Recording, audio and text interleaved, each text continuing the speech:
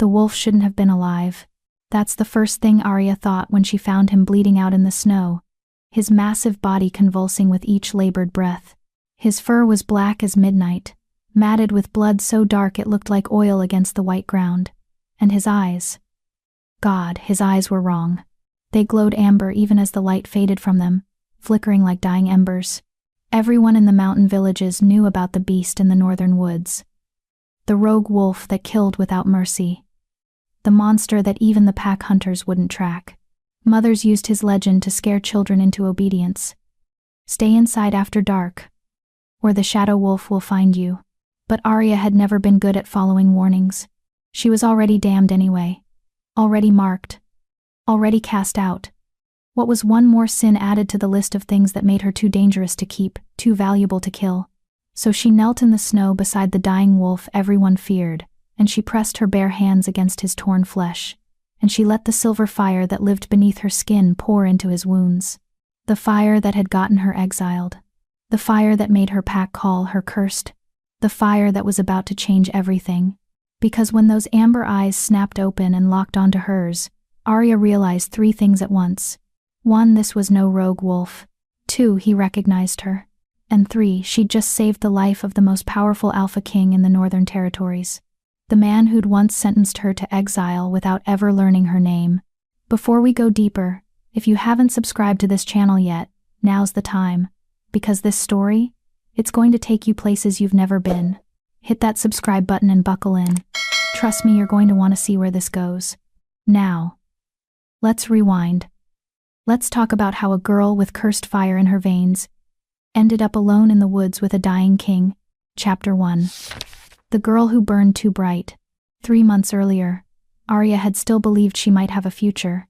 3 months earlier, she'd stood in the center of the Crescent Moon Pack's gathering circle, surrounded by wolves who'd known her since she was a child, and she'd tried to prove she wasn't dangerous. She'd failed spectacularly. The burned scars in the sacred oak tree were still smoking when they dragged her away. I didn't mean to, she'd gasped. Even as silver flames licked up her arms. Even as the elders backed away with fear written across their faces. I swear, I was just trying to shift like everyone else. Enough. Alpha Thorn's voice had cut through her, pleading like a blade. He was a hard man, weathered by decades of keeping the pack safe, and he looked at Arya like she was a bomb about to detonate. You are not like everyone else, girl. You never have been. Her mother had been crying. Her father wouldn't meet her eyes. And her sister, her perfect golden-furred sister Maya, had whispered just loud enough for Arya to hear. I told you she was broken. Broken. The word had lodged in Arya's chest like a splinter, sharp and infected. Because maybe Maya was right. Maybe the silver fire that sparked beneath Arya's skin whenever her emotions ran high wasn't a gift. Maybe it was exactly what the pack elders claimed. A corruption. A mutation. A sign that something in her bloodline had gone terribly, dangerously wrong. Normal werewolves shifted into wolves. They felt the moon's pull, and transformed into creatures of fur and fang, powerful and whole. Arya? She barely shifted at all, and when she did, the fire came with her. Silver flames that burned without consuming, that marked everything they touched, that made the other wolves' hackles rise with instinctive fear. You have until sunrise, Alpha Thorn had declared, his voice heavy with something that might have been regret but felt like relief. Take what you can carry. Go north, into the unclaimed territories, and pray to the moon goddess that whatever you are, whatever is inside you, doesn't follow you back to us. Exile. The word tasted like ash in her mouth. Her mother had packed her a bag with shaking hands, dried meat, a water skin, a wool cloak that had belonged to Arya's grandmother. I'm sorry, she'd whispered, tears streaming down her face. I'm so sorry, baby. If I'd known, when you were born, if I'd seen any sign. It's not your fault, Mom. Arya had tried to keep her voice steady, tried to be brave, but the silver flames were already sparking at her fingertips, responding to the grief that threatened to crack her open. I'm the one who's broken. No, her mother had gripped her shoulders, fierce and desperate. You're not broken, you're just different. And maybe different isn't always bad. Maybe it just means you're meant for something we can't see yet. Pretty words. They hadn't stopped the pack from watching her leave with relief in their eyes. They hadn't stopped Maya from turning her back without a goodbye. And they hadn't stopped Arya from walking into the wilderness alone, 19 years old and utterly certain she was going to die before winter ended. The unclaimed territories were called that for a reason. No pack wanted them. The land was too harsh, too wild, too close to the ancient forests where things older than wolves still lingered. The humans avoided the region entirely, spinning tales of ghosts and monsters to explain why their hunters never returned. Arya learned quickly that the stories weren't entirely wrong. There were things in those woods, things that watched her from the shadows with eyes that glowed colors that shouldn't exist. Things that howled at frequencies that made her bones ache and her silver fire rise to the surface of her skin in self-defense. But the things in the woods never attacked her. It was almost as if they recognized something in her. Something that made them pause, assess, and then retreat. Arya tried not to think too hard about what that meant. She found an abandoned trapper's cabin on her second week of exile, half-collapsed roof, walls thick with moss. But it had a stone fireplace that still worked, and a door that could be barred from the inside. It became her sanctuary, her prison, her home. She taught herself to hunt, badly at first, then with increasing skill as hunger became a better motivator than pride. Rabbits, mostly, sometimes a deer if she was lucky and patient. She taught herself to control the fire. Or at least, to live with it. On the coldest nights, she'd let the silver flames dance across her skin, marveling at how they warmed her without burning, how they responded to her emotions like a second heartbeat, and she taught herself to be alone. That was the hardest lesson. Wolves weren't meant for solitude. They were pack creatures, social animals who thrived on connection and hierarchy and belonging. Being cut off from the pack bond felt like losing a limb. Arya would wake in the middle of the night, gasping, reaching for a connection that wasn't there anymore. Sometimes she wondered if the isolation would kill her before the wilderness did. But then winter had come in earnest, brutal and unforgiving, and Arya had been too busy surviving to worry about loneliness. Until the night she heard the howling.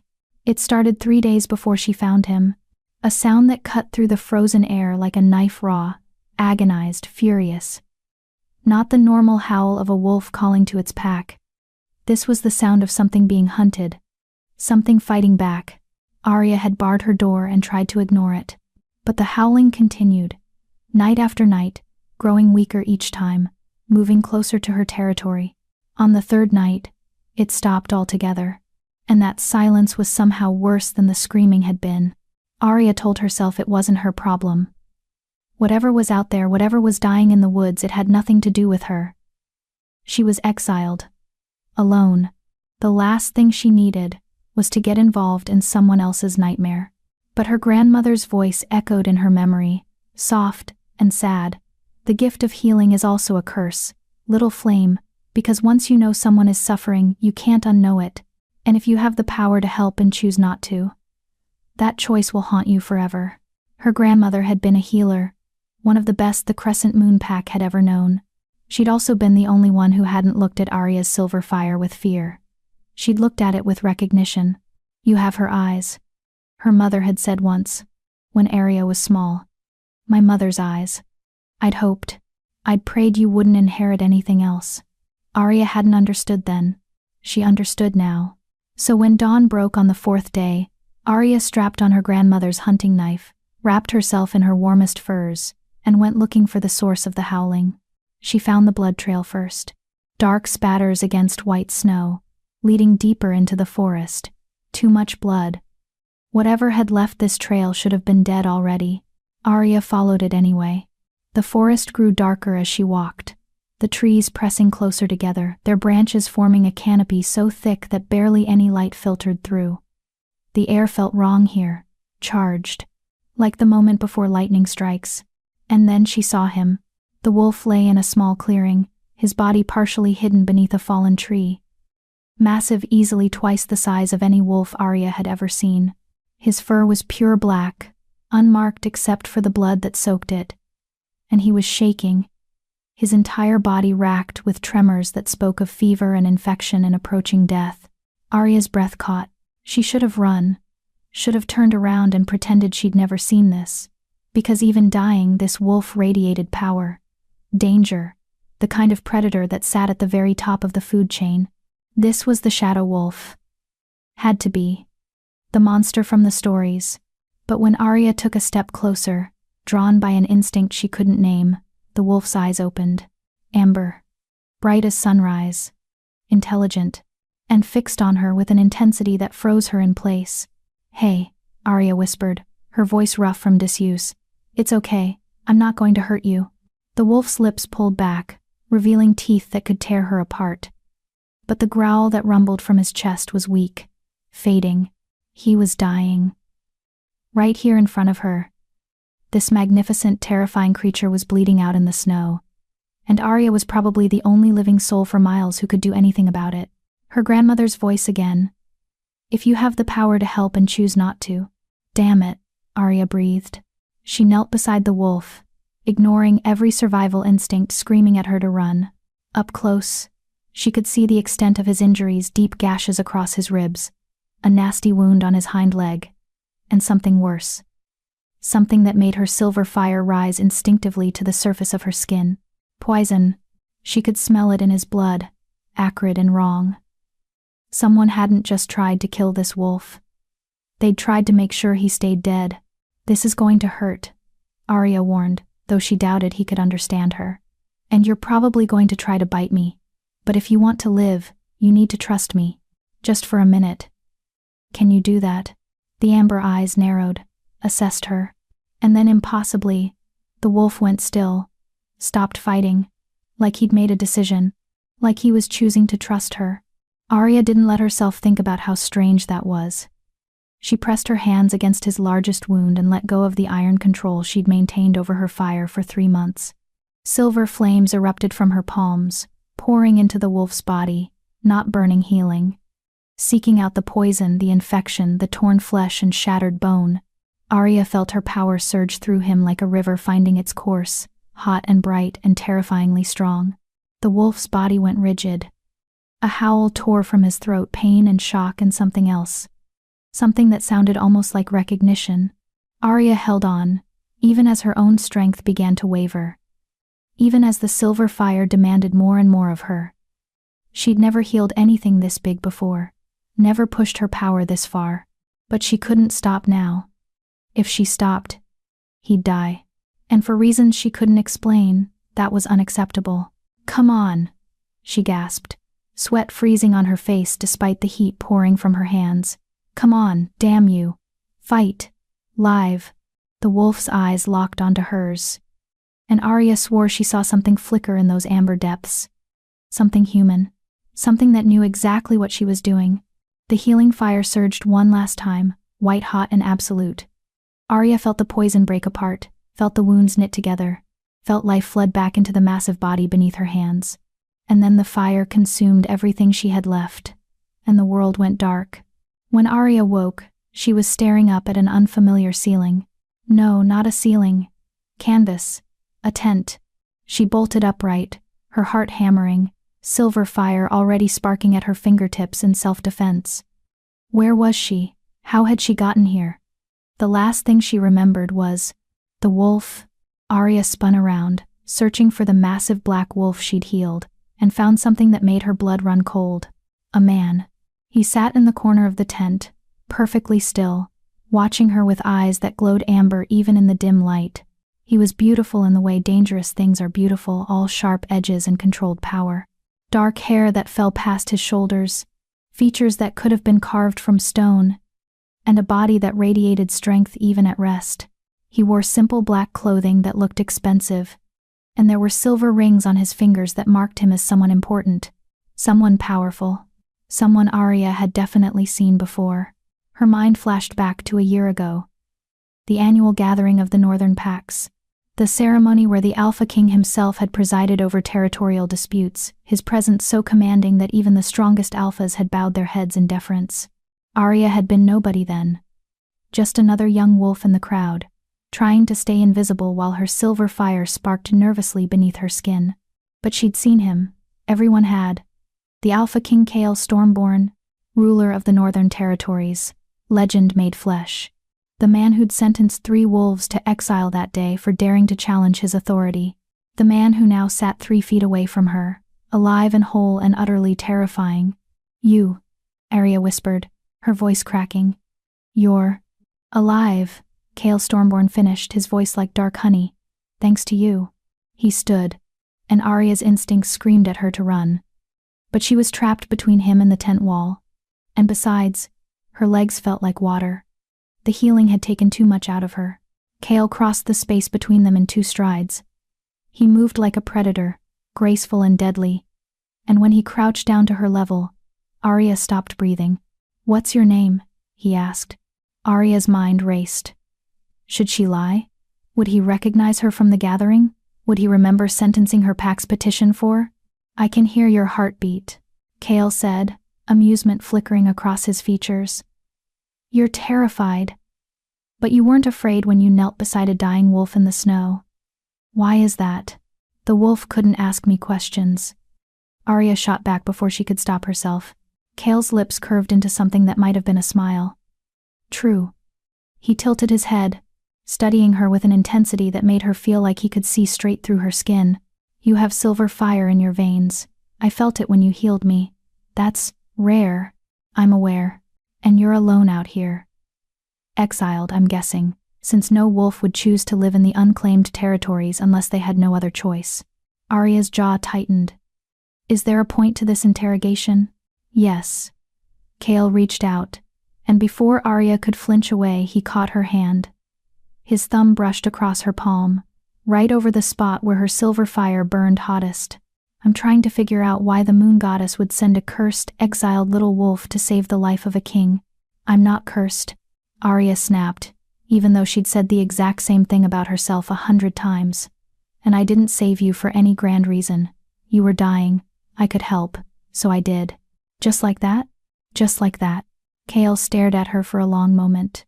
Then he laughed, a short, sharp sound that held no humor. Do you know how many wolves would have let me die? How many would have celebrated finding the great Alphaking bleeding out in the snow? Arya pulled her hand from his grip. Sounds like you have some enemies. More than I can count. Cale's expression darkened. The poison in my blood wasn't an accident.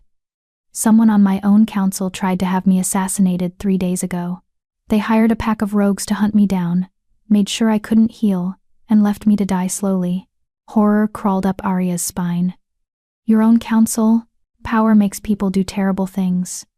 Cale stood, his presence filling the tent. But what's done is done. I survived. And now I need to repay the debt I owe. You don't owe me anything, Arya said quickly. The last thing she needed was to be in debt to the most powerful alpha in the north. I helped because I could. That's it. We're even. No, Cale said softly, his amber eyes burning into hers. We're not. He moved to the tent entrance, then paused. When he looked back at her, there was something in his expression that made Arya's breath catch. Something possessive. Something that felt like destiny wrapping chains around her future. What's your name? He asked again. This time, Arya couldn't find a reason not to answer. Arya, she whispered. Arya Ashbourne. Kyle's eyes widened, just slightly. Like he recognized the surname. Like it meant something. Ashbourne, he repeated, tasting the name. The bloodline that was supposed to be extinct. Arya's heart stopped. I don't know what you're talking about. But the lie was transparent, and they both knew it. Kyle smiled, then a real smile, sharp and dangerous and hungry. Yes, you do. And that, Arya Ashbourne, changes everything. He left the tent before she could respond, his voice drifting back to her. Rest, heal. And when you're strong enough, we're going to have a very interesting conversation about who you really are. Arya sat frozen, her mind spinning, her silver fire crackling beneath her skin in response to the fear and confusion. And something else, something that felt dangerously like hope. She'd saved the Alphaking. And somehow, in doing so, she'd just set something in motion that she couldn't take back. The girl who'd been exiled for being too dangerous had just caught the attention of the most dangerous wolf alive. Gods help her. This was only the beginning. Chapter 2. When darkness wears a crown. Arya didn't sleep. How could she, when every time she closed her eyes, she saw those amber eyes staring at her like she was a puzzle he intended to solve? When her mind kept circling back to that one word Ashbourne, and the way Cale had said it like he was unearthing a grave, she lay on the bedroll someone had provided, wrapped in furs that smelled like pine and smoke and something distinctly male, and tried to make sense of what had just happened to her carefully constructed exile. The tent was warm despite the winter cold outside. Too warm. There had to be a heating source she couldn't see, some kind of magic woven into the fabric itself, which meant this wasn't just any camp. This was wealth, power, the kind of resources only someone like an Alphaking could command. Outside she could hear voices, low, urgent conversations that stopped whenever footsteps passed too close to her tent. Guards, probably. Watching her, making sure she didn't run, or making sure no one got to her. The thought sent a chill down her spine that had nothing to do with temperature. Arya sat up slowly, testing her strength. The healing had drained her more than she'd expected, but she wasn't completely useless. Her silver fire hummed beneath her skin, restless and reactive. It always got like this when she was stressed, like a second heartbeat that pulsed in time with her anxiety. She needed to leave. That much was clear. Whatever Cale Stormborn wanted with her, whatever he thought he knew about her bloodline, it couldn't be good. Men like him didn't do anything without a reason, without an angle, and Arya had spent her entire life being used by people who saw her as a tool, a weapon, a problem to be managed. She wasn't about to add an Alphaking to that list. Arya stood, her legs still shaky but functional, and crept toward the tent entrance. She could make it to the tree line if she was fast enough. Once she was in the forest, she knew how to disappear. How to? I wouldn't. Arya spun around, her heart leaping into her throat. Cale stood in the shadows at the back of the tent, so still she hadn't even noticed him. How long had he been there? How had she not sensed him? Wouldn't what? Arya asked, trying to keep her voice steady. Run. Cale stepped into the dim light, and Arya's breath caught despite herself. He'd changed clothes, still all black, but now he wore a thick winter coat lined with fur, and there were weapons strapped to his body. Knives at his hips, a sword across his back. He looked every inch the warrior king he was supposed to be. You wouldn't make it 300 yards before my guards caught you, and then I'd have to explain why I'm harboring a runaway exile, which would raise questions I'm not prepared to answer yet. I'm not your prisoner, Arya said, even though the evidence suggested otherwise. No, Cale agreed, moving closer with that predatory grace that made every instinct in her body scream danger. You're not. You're my guest. There's a difference. Guests are usually allowed to leave. Guests are usually safe. Cale stopped a few feet away, his amber eyes locked on hers. You saved my life, Arya. Which means anyone who wants me dead now has a very good reason to want you dead too. So yes, you're staying here where I can protect you, at least until I figure out what to do with you. The words sent a spike of anger through Arya's chest. I don't need your protection. I've survived 3 months alone in these woods without anyone's help. Against rabbits and deer, maybe. Cale's expression darkened. But the wolves who poisoned me? The ones who hunted me through these forests for 3 days? They're trained assassins, Arya. And they're still out there. Still looking for any sign I survived. Arya's stomach dropped. You think they'll come here? I know they will. Cale's jaw tightened. I left a trail. Not obvious, but enough. I want them to find me. I want them to think I'm still weak, still vulnerable. His eyes glittered with something cold and furious. And when they come, I'm going to find out exactly who on my council decided I was expendable. That's suicide, Arya breathed. That's justice. Cale tilted his head, studying her. But you're right that it's dangerous, which is why you're going to stay in this tent, behind my guards, where nothing can touch you. Because you owe me a debt, Arya said flatly. Because you're valuable. The words came out low, intense. Cale took another step closer, and Arya's back hit the tent wall. She was trapped between canvas and the most powerful predator in the Northern Territories, and her silver fire was already rising to the surface in response. That fire in your veins? The way it burned through poison that should have killed me in hours. I've never seen anything like it, never felt anything like it. He reached out slowly, giving her time to pull away. When she couldn't, his fingers brushed against her wrist, right over her pulse point. Arya gasped as silver flames erupted across her skin, crawling up her arm in response to his touch, but Cale didn't flinch, didn't pull away. Instead, his eyes widened with something that looked like wonder. "You see?" he murmured. "Magnificent."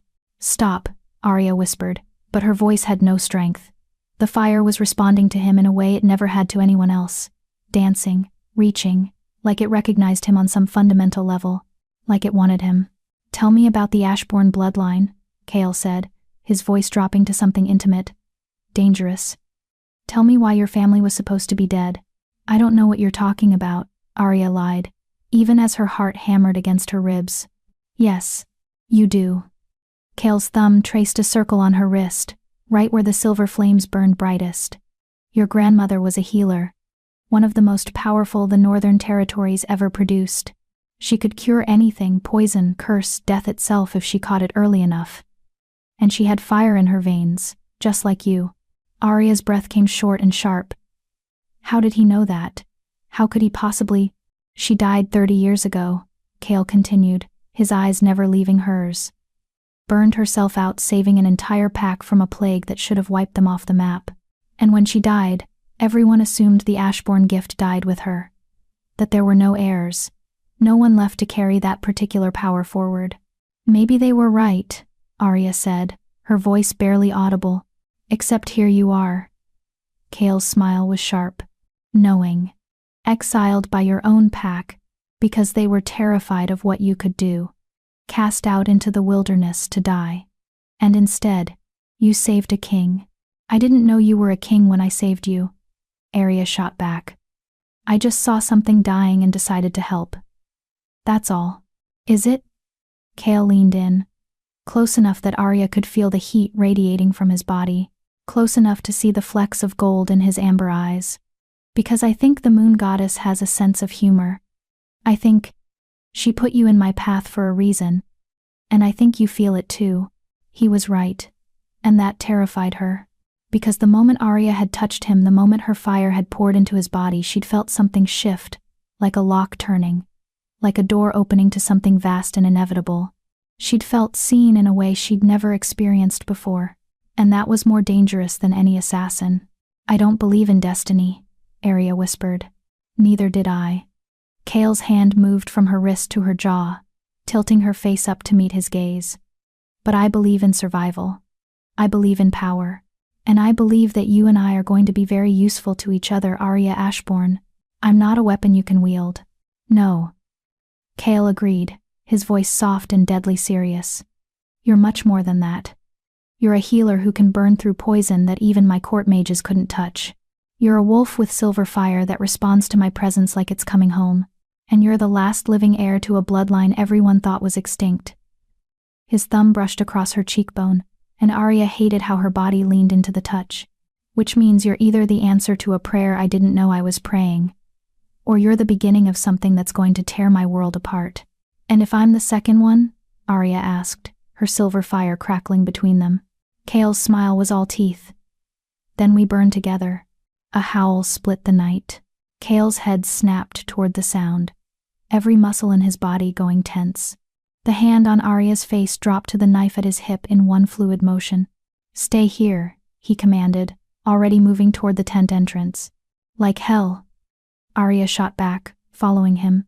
Cale whirled on her, his eyes flashing alpha bright. "Arya, if your assassins are here, you're going to need all the help you can get."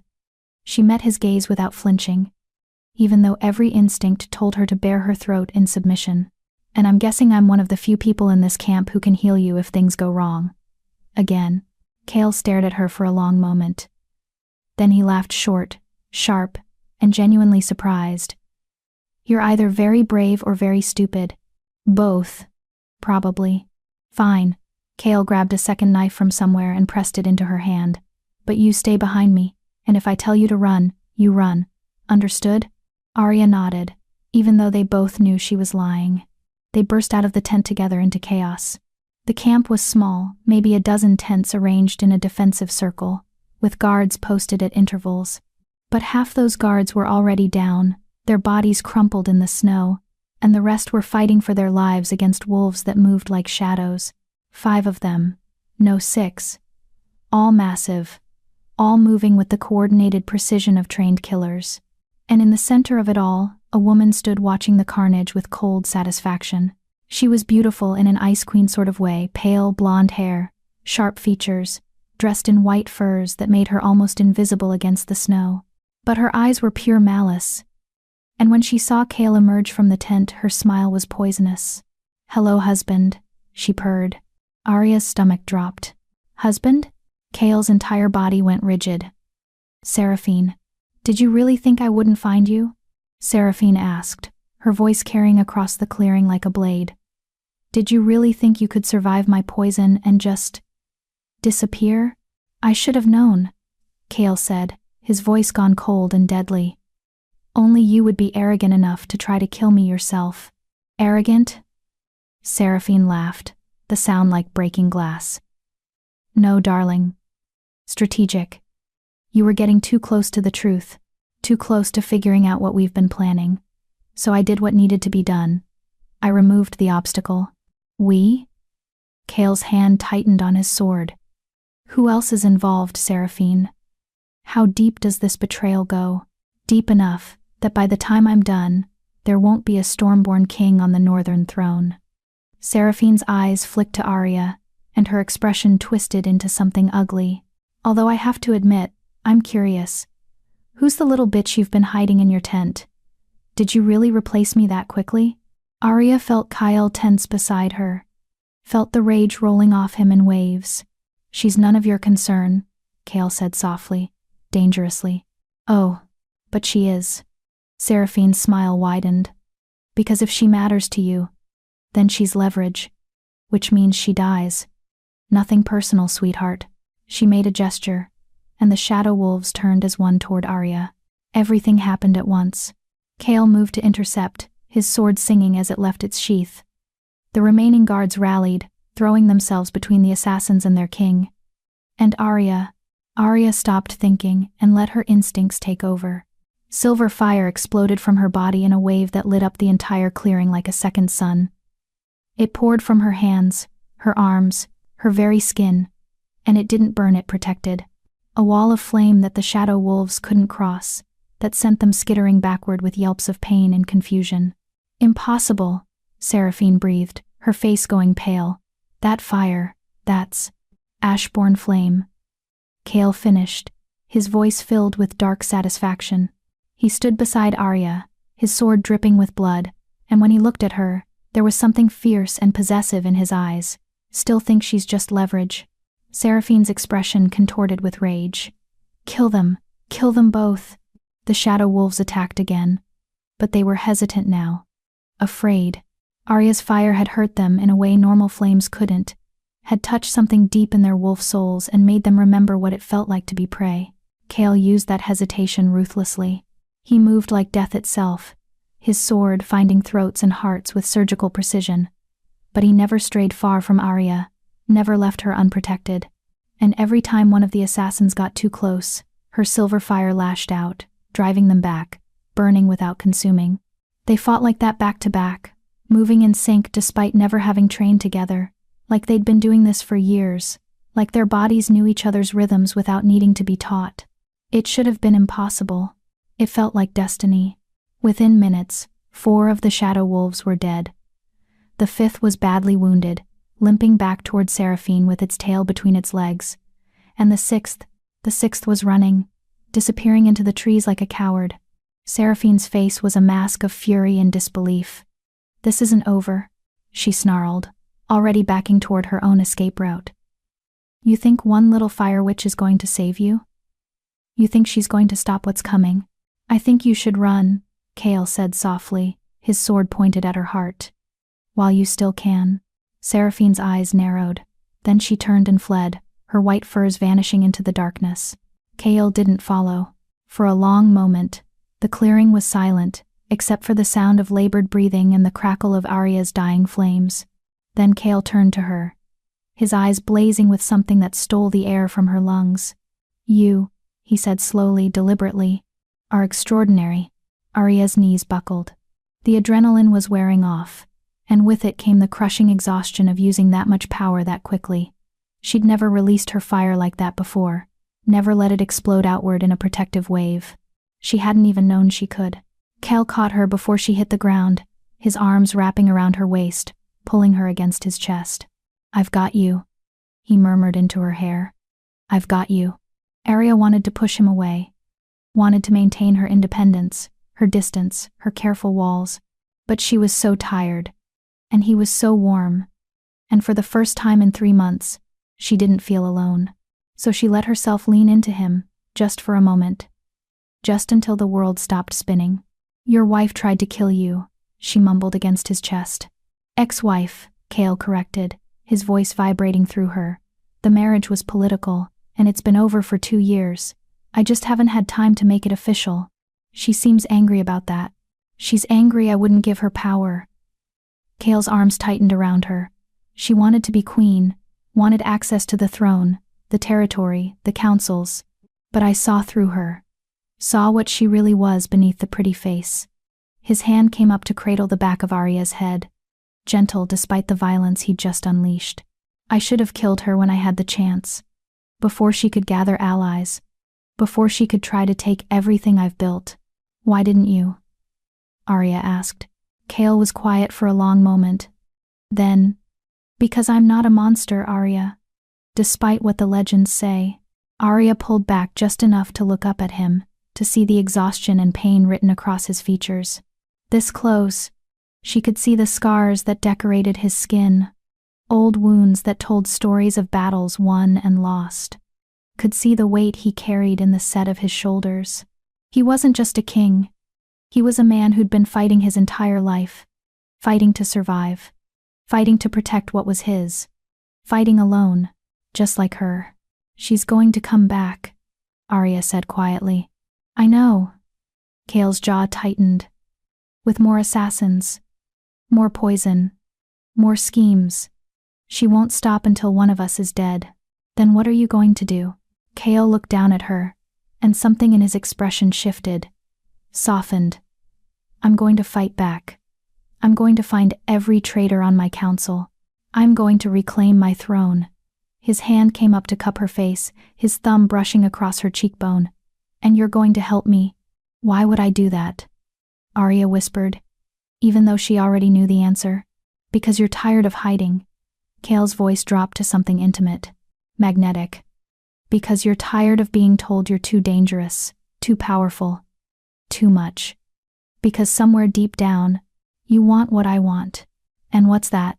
To burn the world down and build something better in the ashes." Cale's smile was sharp and dangerous and beautiful. "To stop running. To stop apologizing for existing. To claim the power that's always been yours and make everyone who ever underestimated you regret it." Arya's breath caught. Because he was right. Gods help her, he was absolutely right. She was tired of hiding. Tired of being afraid. Tired of pretending her fire was something to be ashamed of, instead of celebrated. And this man, this dangerous, complicated, infuriating king saw her. Really saw her. Not as a problem or a weapon, but as something valuable, as someone who deserved to take up space in the world. "If I agree to help you," Arya said slowly, "what do I get out of it?" Cale's eyes glittered with triumph. "Everything. Protection, purpose. A place where your power is an asset instead of a curse." He leaned in, close enough that she could feel his breath against her lips. "And when this is over, when I've reclaimed my throne and destroyed everyone who dared to betray me, I'll give you a choice. Stay or go. But either way, you'll never have to hide again." It was a good offer. More than good. It was everything Arya had been too afraid to hope for. But there was a catch. There was always a catch. "What aren't you telling me?" she asked. Cale's smile turned rueful. "You're perceptive." He pulled back slightly, his expression growing serious. "The Ashbourne bloodline isn't just powerful, Arya. It's legendary. Your grandmother didn't just heal people, she could sense corruption. Could burn through curses, poisons, dark magic. She was one of the few wolves who could identify traitors just by touching them." Understanding crashed over Arya like a wave. "You want me to find out who else on your council is working with Seraphine? I need you to." Kale's voice was steady, but his eyes held desperation. Because I can't trust anyone else. My guards could be compromised, my advisors could be bought, my friends could be enemies. His hand tightened on her waist. But you? You have no loyalty to anyone in my court, no reason to lie to me, and if your power works the way I think it does, you'll be able to tell me exactly who I can trust. And if I can't? Arya challenged.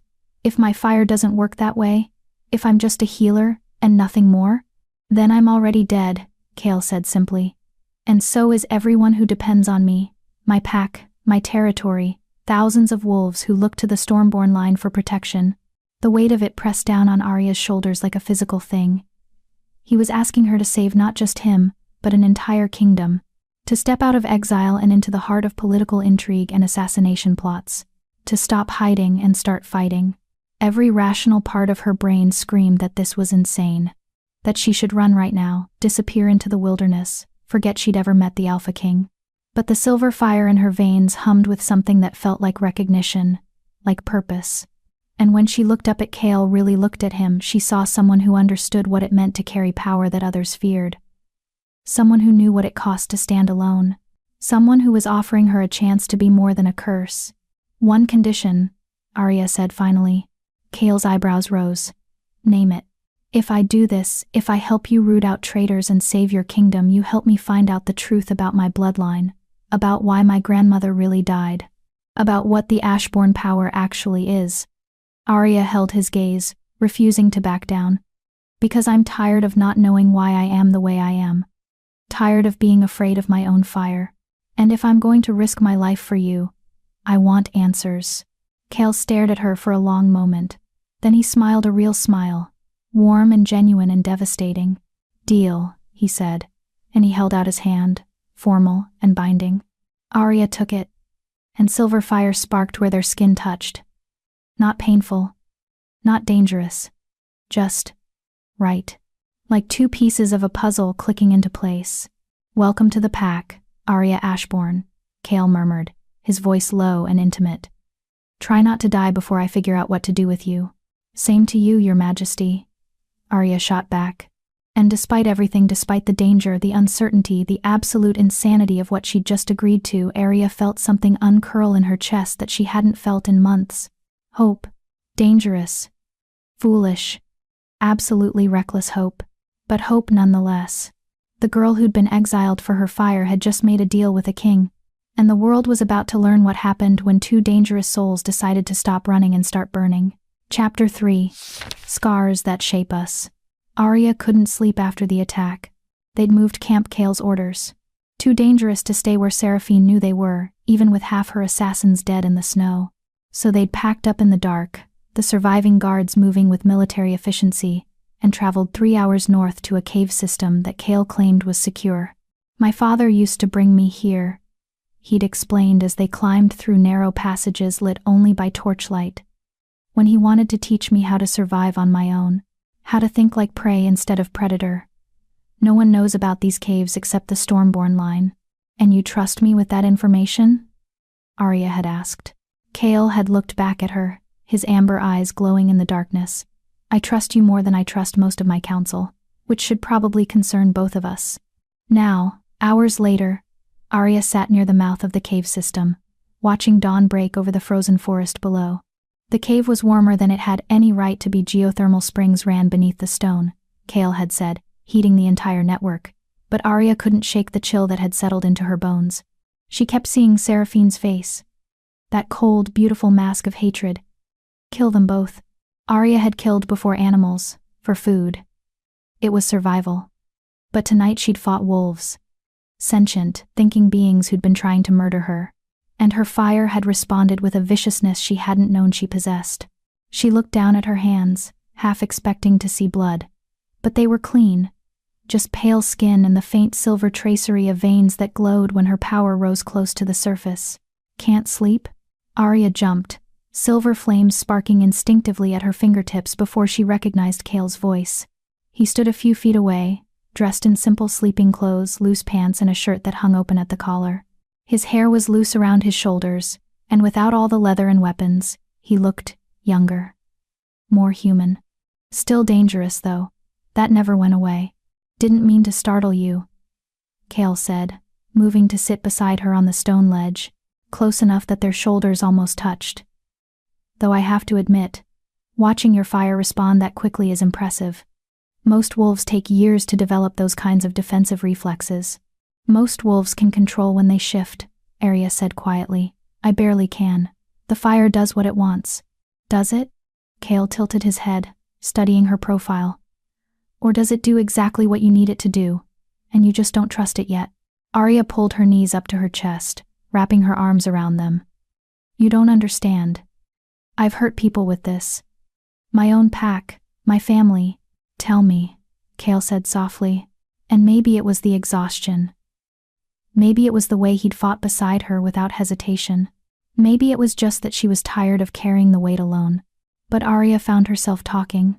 I was 7 the first time it happened, she began, her voice barely above a whisper. We were doing this pack exercise, all the young wolves learning to shift together. It's supposed to be this beautiful communal thing, you know? Everyone changes under the full moon, howling together, becoming part of something bigger. She closed her eyes, remembering. I wanted it so badly. Wanted to feel what everyone else felt. To belong. So when the moon rose, and I felt that pull, I reached for it with everything I had. What happened? Kale asked, his voice careful, gentle. The fire came instead. Arya's hands trembled, and silver flames flickered across her knuckles. I didn't shift into a wolf. I shifted into something else. Something that burned. The other children started screaming. The adults tried to contain me, but the fire just kept growing. It took 3 of our strongest wolves to knock me unconscious, and when I woke up, she swallowed hard against the lump in her throat. The sacred grove where we'd been practicing was charred black. 2 of the elders had burns that took weeks to heal, and everyone looked at me like I was a monster. Kale was quiet for a moment. Then, you were 7 years old and experiencing a power you didn't understand. Of course you couldn't control it. That's what my mother said. Arya's laugh was bitter. She kept insisting it was just a phase. That I'd grow out of it. Learn to control it. But it kept happening. Every time I tried to shift, the fire came. Every time my emotions ran high, the flames sparked. I was a walking hazard. So they exiled you. Not right away. Arya rested her chin on her knees, staring out at the sunrise. They tried to train me first. Brought in specialists from other packs, mages who studied bloodline magic, but nothing worked. The fire was too wild, too unpredictable. And then, 3 months ago, her voice cracked, and Kale shifted closer, not touching but present, solid. I was at the coming-of-age ceremony, Arya continued. My sister Maya was being recognized as an adult member of the pack. Everyone was celebrating, and I was so happy for her, you know? So proud. But also, she closed her eyes, also jealous. Because Maya was perfect, beautiful, strong. Her shift was flawless. Everything I wasn't. Arya, I didn't mean to let it show, she said quickly. I was trying so hard to just smile and be supportive. But my father made this speech about how proud he was of Maya, how she embodied everything a wolf should be, and I felt the fire start to rise. I tried to push it down, tried to control it, but the memory crashed over her like a wave.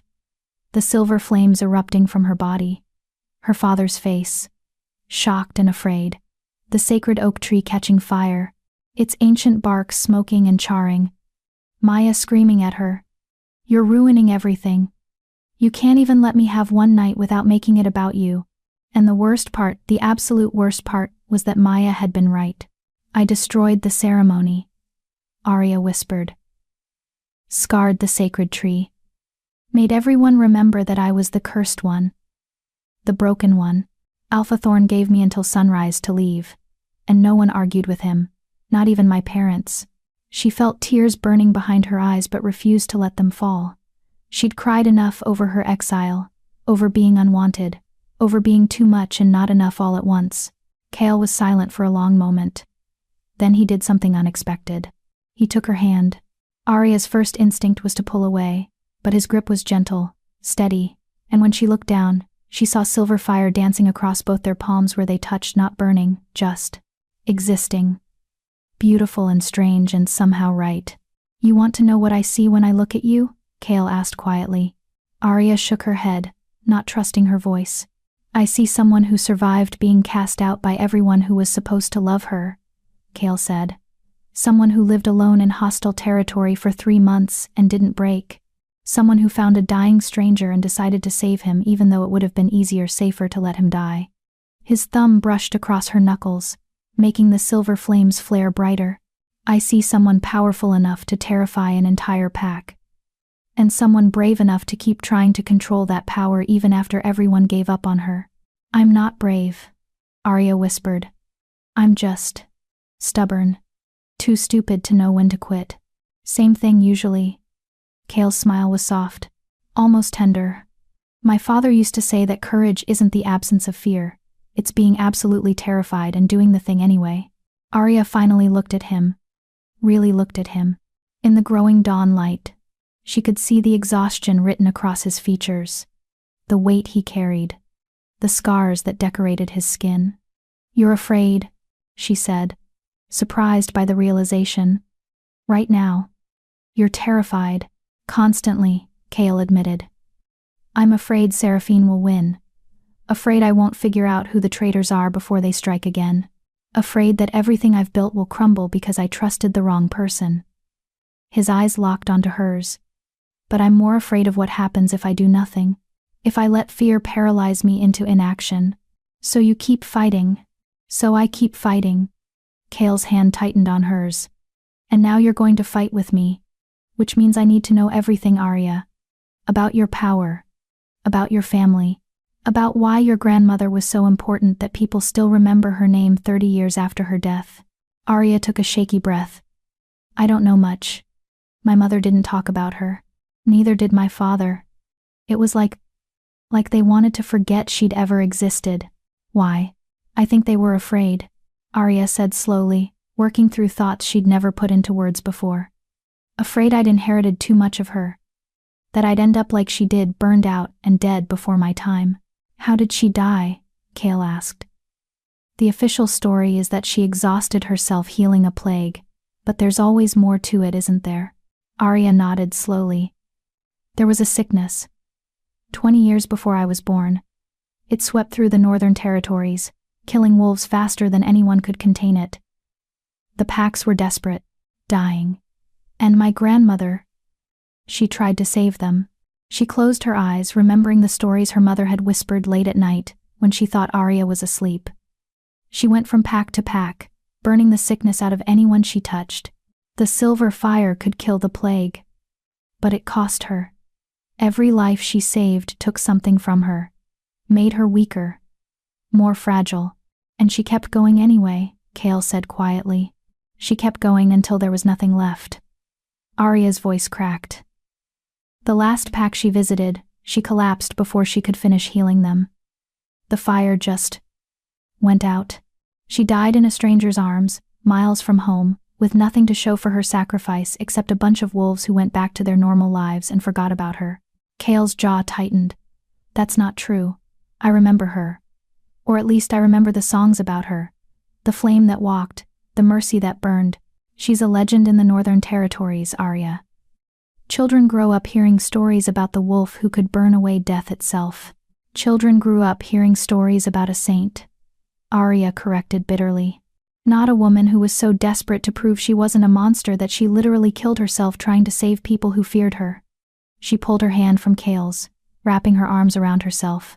"My mother told me once that my grandmother spent her whole life trying to make people see her power as a gift instead of a curse. And in the end, all she got for it was an early grave." "Is that what you're afraid of?" Cale asked softly. "That you'll end up like her?" "I'm afraid I already am like her," Arya admitted.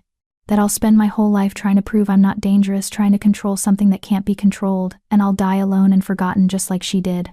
The words hung in the air between them, heavy and raw. Then Cale did something that shocked her. He laughed. Not mockingly, not cruelly, but with genuine, surprised amusement. "What?" Arya demanded, her face flushing with anger and embarrassment. You, Kale said, still smiling. You're sitting here terrified that you'll die alone and forgotten, and you don't even realize. He reached out and cupped her face in his hands, forcing her to meet his eyes. Arya, you saved the Alpha King's life. You fought off trained assassins using power you barely understand. And now you're about to walk into the most dangerous political situation in the Northern Territories to help me root out traitors. His smile widened. Trust me, whatever else happens, you are not going to be forgotten. That's not comforting, Arya said, but she felt a reluctant smile tugging at her lips. It's not supposed to be comforting. It's supposed to be true. Kale's thumbs brushed across her cheekbones, and Arya's breath caught.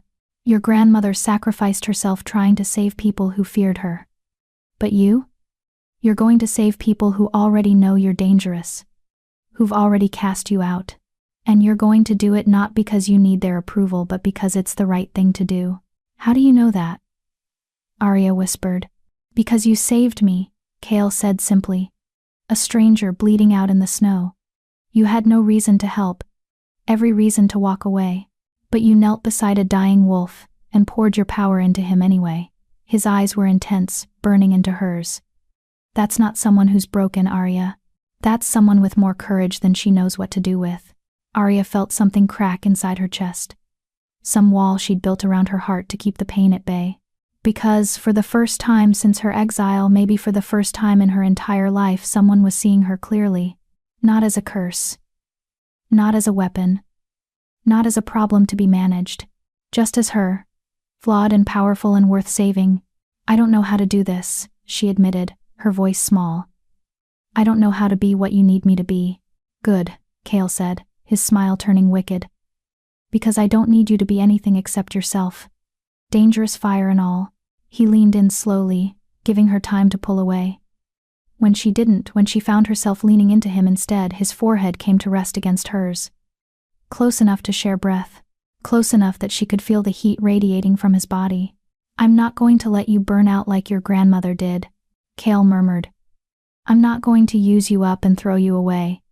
That's a promise, Arya. Whatever else happens between us, I will never ask you to sacrifice yourself for my kingdom. Even if it means losing? Arya asked. Even then. Kale's hands slid down to her shoulders, steadying her, anchoring her. Because some things are more important than winning. Like making sure the people who fight beside you actually survive to see the victory. Arya closed her eyes, letting herself lean into his warmth. Just for a moment. Just until the shaking in her hands stopped. She'd been alone for so long. Isolated. Cut off from everything that made wolves feel whole. And now this man, this complicated, dangerous, infuriating king was offering her something she'd been too afraid to hope for. Connection, purpose, a reason to stop hiding. Tell me about your father, Arya said quietly. You said he brought you to these caves, taught you to survive. Kale was quiet for a long moment. When he spoke, his voice was rougher than before. Raw. My father was a good king, fair, strong. He ruled the Northern Territories for 40 years without a single uprising. Everyone respected him, loved him even. But, Arya prompted, because she could hear the weight in his words. But he was also distant. Kale's hands fell away from her shoulders, and he turned to look out at the sunrise. He saw me as the heir first and his son second. Everything was about training, preparation, making sure I'd be strong enough to take the throne when he was gone. His jaw tightened. He never taught me how to trust people, only how to use them, how to identify threats, how to always put the kingdom before personal feelings. That sounds lonely, Arya said softly. It was. Kale's smile was bitter. I spent my entire childhood learning to see everyone as either an asset or a threat. To keep my distance. To never let anyone close enough to hurt me. He looked back at her, and something vulnerable flickered in his amber eyes. And then my father died, and I inherited a throne I was prepared for but a kingdom I didn't understand. Because he'd taught me strategy and politics and combat, but he'd never taught me how to actually connect with the people I was supposed to lead. Is that why you married Seraphine? Arya asked. Because she was an asset? Kale's expression darkened. I married her because I was young and stupid, and she was beautiful and ambitious. And I thought. He cut himself off, shaking his head. I thought I could control her.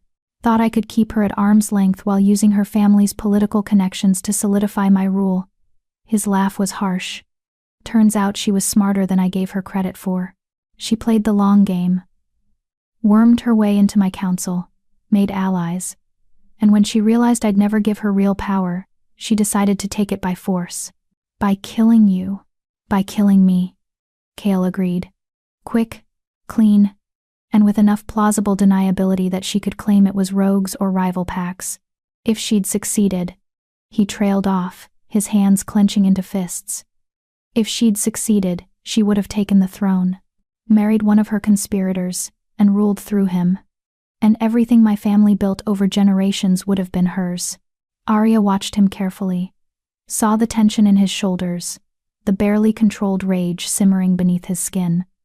But she didn't succeed. You survived. Because of you. Kale turned to face her fully, his eyes blazing. Do you understand what that means, Arya? You didn't just save my life. You derailed an entire conspiracy. A coup that's probably been years in the making. And now Seraphine knows you exist, which means I'm a target, Arya finished. I figured that part out when she ordered her assassins to kill me. It's more than that. Kale reached out and took her hand again, his grip almost desperate. You're not just a target now. You're a symbol. The wolf who saved the king. The one who stands between Seraphine and the throne, which means every enemy I have will be coming for you too. The weight of it settled over Arya like a shroud. She'd thought she understood the danger. Thought she'd accepted the risks when she agreed to help Kale. But hearing it laid out like this understanding that she'd just painted a target on her back that would never go away, that was different. You could still run, Kale said quietly, as if reading her thoughts. I'd understand. You didn't ask for any of this. Didn't ask to be dragged into a war between people you don't even know. If you want to disappear back into the wilderness, I won't stop you. Arya looked down at their joined hands, at the silver fire that danced across their palms. Beautiful and terrible and undeniable. She thought about her grandmother. About how she'd spent her whole life trying to prove she wasn't a monster. How she'd died alone and exhausted, with nothing to show for her sacrifice except songs that no one sang anymore. She thought about her own exile. About 3 months of isolation and loneliness and being so careful not to let her fire show, because she was terrified of what would happen if anyone saw. And she thought about last night. About fighting beside Kale, with her power fully unleashed. About how it had felt to stop hiding, to stop apologizing for existing, to let herself be dangerous and not feel ashamed of it. I'm not running, Arya said firmly. She looked up at Kale, meeting his amber eyes without flinching. You were right before. I'm tired of hiding, tired of being afraid of what I can do. And if helping you means I get to stop running, means I get to figure out what my power actually is. She squeezed his hand, feeling the silver flames pulse between them. Then I'm in. All the way. Kale stared at her for a long moment. Then his smile broke across his face like sunrise, fierce and wild and absolutely devastating. Then we'd better start planning, he said. Because Seraphine isn't going to sit idle while we prepare. She knows I'm alive now. Knows I'm coming for her. Which means she's going to move fast to consolidate her power before I can strike. What's the first step? Arya asked. We need to get back to court, Kale said, his mind already working through strategy. I've been gone for 4 days. My advisors will be panicking. And if Seraphine has allies on my council, they'll be using my absence to spread chaos, undermine confidence.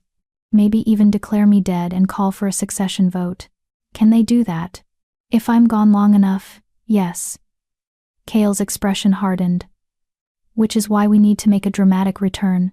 Show everyone I'm not only alive, but strong enough to crush anyone who thought they could take what's mine. And me? Arya asked. What do you tell them about me? Kale's smile turned sharp, calculating. We tell them the truth. That you're a healer with rare bloodline magic who saved the king's life. That you're under my personal protection. And that anyone who threatens you answers to me. That's going to cause problems, Arya said. Good. Kale stood, pulling her up with him. Let it cause problems. Let every traitor on my council panic wondering what you can do. Let Seraphine lose sleep trying to figure out how to deal with you. Because the more chaos we create, the more mistakes they'll make. He was right. It was a good strategy. But something in Arya's gut twisted with unease. Kale, she said carefully. What happens if I can't do what you need me to do? If my power doesn't work the way you think it does? If I can't identify the traitors? Kale turned back to her, his expression softening slightly. Then we figure it out together. But Arya? He reached up and tucked a strand of hair behind her ear, the gesture unexpectedly gentle. I have faith in you. Even if you don't have faith in yourself. Arya's throat tightened. Why? Because I've seen what you can do when you stop trying to control your power and just trust it. Kale's hand lingered on her cheek.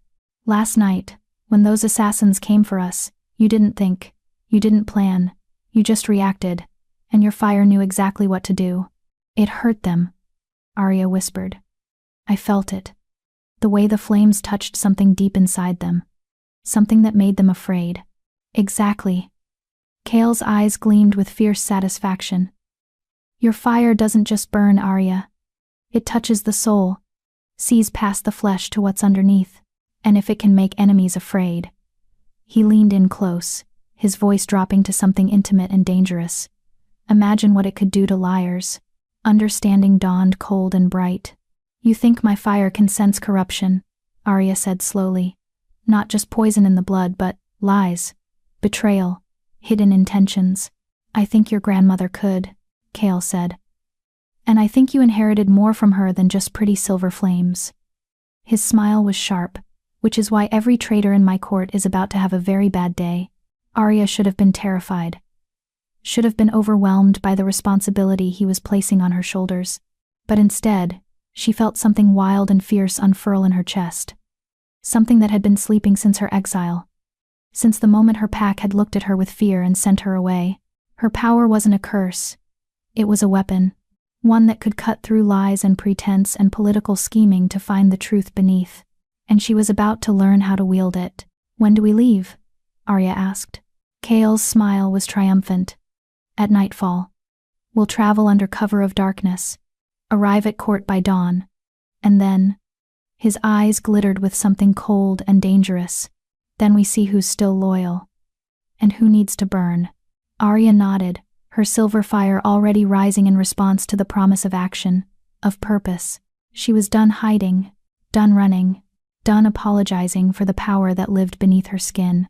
The girl who'd been exiled for her fire was about to walk into the Alphaking's court. And gods help anyone who got in her way. Chapter 4, Silver Flames and Ancient Prophecies. They found the shrine by accident. Or at least, that's what Arya told herself as she and Kale made their way through the cave system, preparing for the journey back to court. But the truth was stranger than accident. More unsettling. The silver fire had pulled her here. This passage wasn't on the map, Kale said, frowning at the narrow tunnel that had appeared where solid rock should have been. His torch cast dancing shadows on walls that seemed to shift and breathe. I've been coming to these caves since I was a child. This shouldn't exist. Maybe you missed it, Arya offered, but her voice lacked conviction. Because she could feel it now. A thrumming beneath her skin that matched the pulse of her fire. Like something deep in the earth was calling to her. Recognizing her. Welcoming her home. We should go back, Kale said, but he was already moving forward, drawn by the same inexplicable pull that had Arya's feet moving before her brain could catch up. The tunnel opened into a chamber that stole the breath from Arya's lungs. It was ancient. That was the first thing she understood. The stone walls were carved with symbols that predated any written language she knew, spirals and flames and wolves that seemed to move in the flickering torchlight. But it was the altar in the center that made her heart stop. A circle of silver stone, untouched by time or decay. And in the center, a flame, not a normal flame. This burned silver white, casting no smoke, requiring no fuel. It simply existed, eternal and patient and waiting. Gods, Kale breathed beside her. This is a moon shrine. A real one. Arya had heard stories about the moon shrines.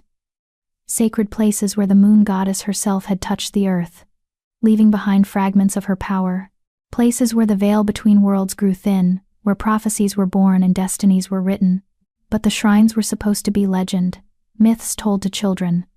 Not real places hidden in cave systems that shouldn't exist. Look at the walls, Kale said, moving closer to examine the carvings. These symbols. I've seen variations in the royal archives, but never this complete. This pristine. His fingers traced a spiral that seemed to pulse with faint light. It's a prophecy. Or a history. Maybe both. Arya moved toward the altar, as if in a dream. The silver flame called to her with a voice that had no words. Only feeling. Only knowing. Arya, wait. Kale reached for her. But she was already kneeling before the altar, already reaching out to touch the flame. The moment her fingers brushed the silver fire, the world exploded into light. She saw a woman standing in a forest of burning trees, silver flames pouring from her hands like rivers. The woman's face was Arya's own, but older, fiercer, marked with scars that told stories of battles won and lost. The flame that walks will rise when darkness seeks to claim the throne. A voice whispered, ancient, feminine, vast as the sky itself. She who burns with silver light will stand between the world and night. The vision shifted. Now Arya saw wolves, hundreds of them, bowing before a figure wreathed in silver fire. But their eyes held fear as much as reverence. And behind the figure, shadows gathered. Waiting. Hungry. 2 paths lie before the burning one. The voice continued. Save the kingdom and lose yourself, or save yourself and watch the kingdom burn. Choose wisely, daughter of ash and flame, for the choice you make will echo through eternity. The vision shattered like glass, and Arya saw one final image. A crown of silver fire, beautiful and terrible, hovering above her head, waiting to be claimed, waiting to consume her. Arya gasped as she was thrown back from the altar, her body hitting the stone floor hard enough to knock the air from her lungs. Strong hands caught her before her head could crack against the ground. Arya! Kale's face swam into focus above her, his amber eyes wide with concern and something else. Something like awe. What happened? Your eyes, they were glowing, pure silver. And the flame. He gestured to the altar, and Arya's stomach dropped. The eternal flame had grown. It now blazed twice as high, and symbols were appearing in the air around it, written in fire, hanging suspended like stars. Ancient words in a language that should have been dead. But Arya could read them. She who was cast out will return crowned in silver, she whispered, translating without understanding how she knew the words. She who was called cursed will be called salvation. She who burned alone will set the world aflame. It's about you, Kale said, his voice hushed. Reverent. This prophecy. It's about you. No. Arya scrambled to her feet, backing away from the altar. No, I'm not. The flame that walks, Kale continued, his eyes fixed on the burning symbols. That's what they called your grandmother. But this prophecy is older than her. Much older. Which means it's been waiting. Arya finished, horror and understanding crashing over her in equal measure, waiting for someone from the Ashbourne line to be powerful enough, desperate enough, broken enough to fulfill it. Kale turned to her, and the look on his face made her want to run. It was the way her pack had looked at her when the silver fire first emerged. Not with fear. Exactly. But with the knowledge that she was other. Different. Something that didn't fit into the world as it was. You're not broken, Kale said firmly, crossing to her in 3 long strides. You're exactly what you're supposed to be. A weapon? Arya shot back, her voice rising. A tool for the moon goddess to use however she wants? That vision, Kale. I saw myself standing over bodies. Saw wolves bowing to me out of fear. Saw a crown that looked like it wanted to devour me. She wrapped her arms around herself, trying to stop the shaking. That's not salvation. That's damnation. Or it's a warning, Kale said quietly. He reached out slowly, giving her time to pull away. When she didn't, he took her hands in his, grounding her. Prophecies aren't instructions, Arya. They're possibilities, roads that could be traveled, but you still get to choose which path you take. The voice said I had 2 choices, Arya whispered. Save the kingdom and lose myself. Or save myself and watch the kingdom burn. That's not a choice, Kale. That's a trap. Then we find a third option. Kale's grip tightened on her hands. We figure out how to save the kingdom. And keep you whole. Because I refuse to believe the moon goddess would give you this power just to watch it destroy you. Arya wanted to believe him. Wanted to trust that there was a way through this that didn't end with her burned out and dead like her grandmother. But the vision had felt so real. So inevitable. What if I can't? She asked, hating how small her voice sounded. What if I'm not strong enough to carry this? What if trying to be what everyone needs me to be breaks me the way it broke her? Kale pulled her close, wrapping his arms around her in a gesture that should have felt possessive but instead felt like safety, like being anchored in a storm. Then you're not doing this alone, he murmured into her hair. Your grandmother tried to save everyone by herself, refused help, refused to let anyone share the burden. But you? He pulled back just enough to look into her eyes. You have me. And I'm not going to let you sacrifice yourself for my kingdom. Not now. Not ever. You can't promise that, Arya said. Watch me. Kale's smile was fierce. Defiant. I'm the Alpha King of the Northern Territories. I've spent my entire life being told what I can and can't do, what I'm supposed to sacrifice for the good of the kingdom. And I'm done with it. Done watching good people burn themselves out for causes that don't appreciate them. He cupped her face in his hands, his amber eyes blazing with intensity. So here's what's going to happen. We're going back to court. We're going to expose every traitor who thought they could take what's mine. And we're going to do it together. Not with you as my weapon. Not with you as my sacrifice. But as partners. Equals. I'm not your equal, Arya protested. You're a king. I'm an exiled. You're the flame that walks, Kale interrupted. The fulfillment of a prophecy older than my bloodline. The wolf who saved my life when anyone else would have let me die. And if that doesn't make you my equal, I don't know what does. Arya stared at him, her mind reeling. Because he meant it. She could see it in his eyes, feel it in the way he held her. He wasn't trying to use her. Wasn't trying to mold her into something convenient. He was seeing her, really seeing her, and deciding she was worth standing beside. The prophecy said I'd have to choose, Arya said quietly. Save the kingdom. Or save myself. Then we prove the prophecy wrong, Kale said. We find a way to do both. Because if the moon goddess thinks I'm going to sit back and watch you destroy yourself for a throne I never asked for, she clearly doesn't know me very well. Despite everything, despite the fear and the uncertainty and the weight of destiny pressing down on her shoulders, Arya felt a laugh bubble up from her chest. You're insane. Probably, Kale grinned. But I'm also right, and deep down you know it. He was right. Gods help her, he was absolutely right. The prophecy had shown her two paths. But prophecies could be wrong. Could be changed. Could be defied by people stubborn enough to refuse the fate laid out for them. And Arya had spent her entire life being too stubborn for her own good. Okay, she said, decision crystallizing in her chest like ice. Okay. We do this your way. We go to court, expose the traitors, save your kingdom. But, she met his eyes, letting him see the steel beneath her fear. If it comes down to a choice between your throne and my life, you let me make that decision. Not you. Not the prophecy. Me.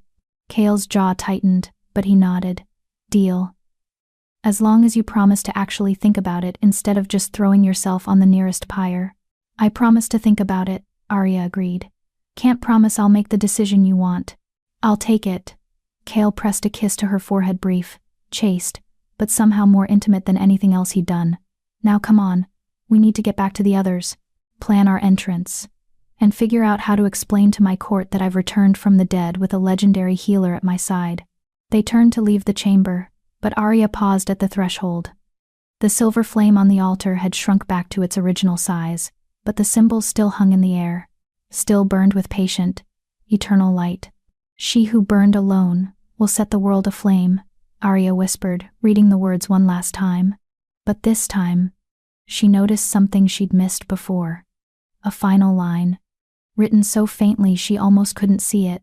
But she need not burn alone. Arya looked at Kale, at the man who'd promised to stand beside her, even if it meant defying the gods themselves. And for the first time since the vision, She felt something other than fear. She felt hope. Dangerous, foolish, absolutely reckless hope. But hope nonetheless. "Ready?" Kale asked, holding out his hand. Arya took it, letting silver fire dance across their joined palms. "Ready."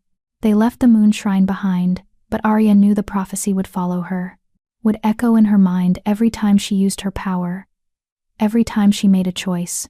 The flame that walks had risen, and the world would never be the same. Chapter 5. The Truth Burns Brightest. They arrived at the capital at dawn, and Arya's first thought was that she'd never seen anything so beautiful or so dangerous. The stormborn fortress rose from the mountainside like it had been carved from the stone itself. Massive walls of dark granite, towers that pierced the clouds, and gates wrought from silver that gleamed in the early light. This wasn't just a castle. This was a statement, a declaration of power that had stood for centuries. And Arya was about to walk through those gates wearing borrowed clothes and carrying a secret that could tear the entire kingdom apart. "Stay close," Kale murmured as they approached. He'd shifted into his wolf form for the journey, that massive black beast that had been dying in the snow just days ago. But now he walked beside her on two legs, every inch the Alpha King. He wore his authority-like armor, and the guards who'd accompanied them fell into formation around him without needing orders. But Arya could feel the tension radiating from him. Could see it in the set of his shoulders, the way his hand never strayed far from his sword. He was walking into a nest of vipers, and they both knew it. The gates opened before they reached them, and a man came striding out, tall, silver-haired, with the bearing of someone who'd spent decades in positions of power. His face was carefully neutral, but Arya saw the flash of shock in his eyes when he registered Kale's presence. Shock. And something else. Something that made her silver fire stir restlessly beneath her skin. "Your Majesty," the man said, bowing precisely low enough to show respect without subservience. We feared the worst. When you didn't return from your hunt, when the search parties found no trace. "I'm sure you were devastated, Counselor Thane," Kale said, his voice pleasant and absolutely lethal. "Tell me, how long did you wait before calling for a succession vote?" Thane's expression didn't change, but Arya felt the spike of fear that rolled off him. Felt the way his heartbeat accelerated, his breathing shifted. Her fire was reaching toward him without her permission, tasting the air around him, searching for lies, rot, corruption wrapped in silk words. Arya's breath caught. She could feel it. The wrongness in him. Not poison in his blood like with Kale, but something deeper. A stain on his soul that reeked of betrayal. "We waited 3 days, Your Majesty," Thane said smoothly, "as tradition dictates, but when the 4th day came with no word, no sign." He spread his hands apologetically. "The kingdom cannot be without leadership. Surely you understand." "Oh, I understand perfectly." Kale's smile was all teeth. "And who exactly did the council plan to nominate as my successor?" "That hadn't been decided yet." "Eliar." The word cracked through the air like a whip. Thane went rigid, and suddenly the courtyard was silent. Guards stopped moving. Servants froze in doorways, everyone watching as their king called out his own counselor. "Your Majesty," Thane said carefully, "I don't know what you think you know, but I know that someone on my council hired assassins to hunt me down like an animal," Kale said, his voice dropping to something cold and dangerous. "I know that I was poisoned with something designed to prevent healing, designed to make sure I died slowly and alone in the wilderness. And I know," he took a step closer to Thane, and the older man actually flinched, "that the only people who knew I'd be in those woods that day were my inner circle, my most trusted advisors." Thane's face had gone pale. "You can't possibly think I had anything to do with, can't I?" Kyle gestured to Arya, and she felt every eye in the courtyard turn to her. "This is Arya Ashbourne, healer, descendant of the flame that walks, and the wolf who saved my life when your assassins left me to rot." Murmurs rippled through the gathered crowd. Arya heard her grandmother's name whispered like a prayer. Saw recognition dawn on faces that had probably grown up hearing stories about the legendary healer. "She burned the poison from my blood," Kale continued. "Kept me alive long enough to see who came looking to finish the job. And do you know who appeared? Thane. Do you know who led a second wave of assassins straight to where I was healing?" Thane's silence was answer enough. My wife, Kale said, venom dripping from the word. Or rather my ex-wife, Seraphine, the woman you vouched for when I questioned her loyalty. The woman whose family you insisted would be valuable allies. The woman who is currently plotting to take my throne. Your Majesty. I swear I had no knowledge. Touch him, Kale said, turning to Arya. Use your fire. See if he's telling the truth. Arya's heart hammered against her ribs. This was it. The moment where she either proved her power was real or exposed herself as a fraud. In front of dozens of witnesses. In front of the entire court. Kale, she whispered. I don't know if I can. Yes, you do. His amber eyes locked onto hers, steady and certain. Trust your fire, Arya. Let it show you what he's hiding. Arya took a shaking breath and stepped toward Thane. The older man held his ground, but she could smell his fear now, could feel it rolling off him in waves. This is absurd, Thane said, his voice tight. You can't seriously believe some exiled wolf with delusions of grandeur can.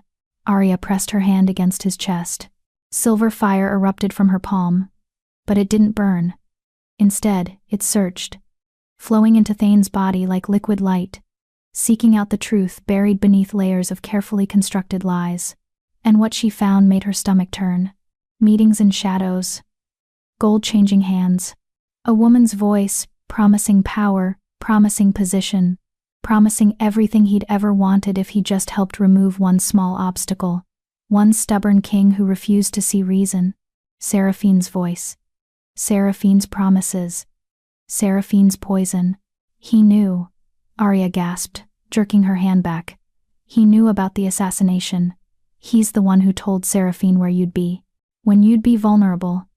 She looked at Kale, horror and fury warring in her chest. He was supposed to deliver your corpse to her. Proof of death. That was his payment for a seat on her new council. The courtyard erupted. Guards surged forward. Thane tried to run but was caught before he made it 3 steps. And through it all, Kale stood perfectly still, his expression carved from stone. Seize him, Kale said quietly. Take him to the dungeons. And send word to every counselor. We're having an emergency session. Within the hour. Your Majesty. Thane struggled against the guards holding him. Please. You have to understand, she offered me. She offered you nothing but lies. Kale cut him off. And you were stupid enough to believe them. Guards, if he speaks again, gag him. They dragged Thane away, still protesting, still trying to explain. Arya watched him go and felt sick. Because he wasn't the only one. She'd felt it when her fire had touched him. Felt the connection spreading out from him like a spider's web. There were others. More traitors embedded in Kale's court. And they were all connected to Seraphine. How many? Kale asked quietly, appearing at her side. I don't know, Arya admitted. But it's not just him. There's a network. People he reported to.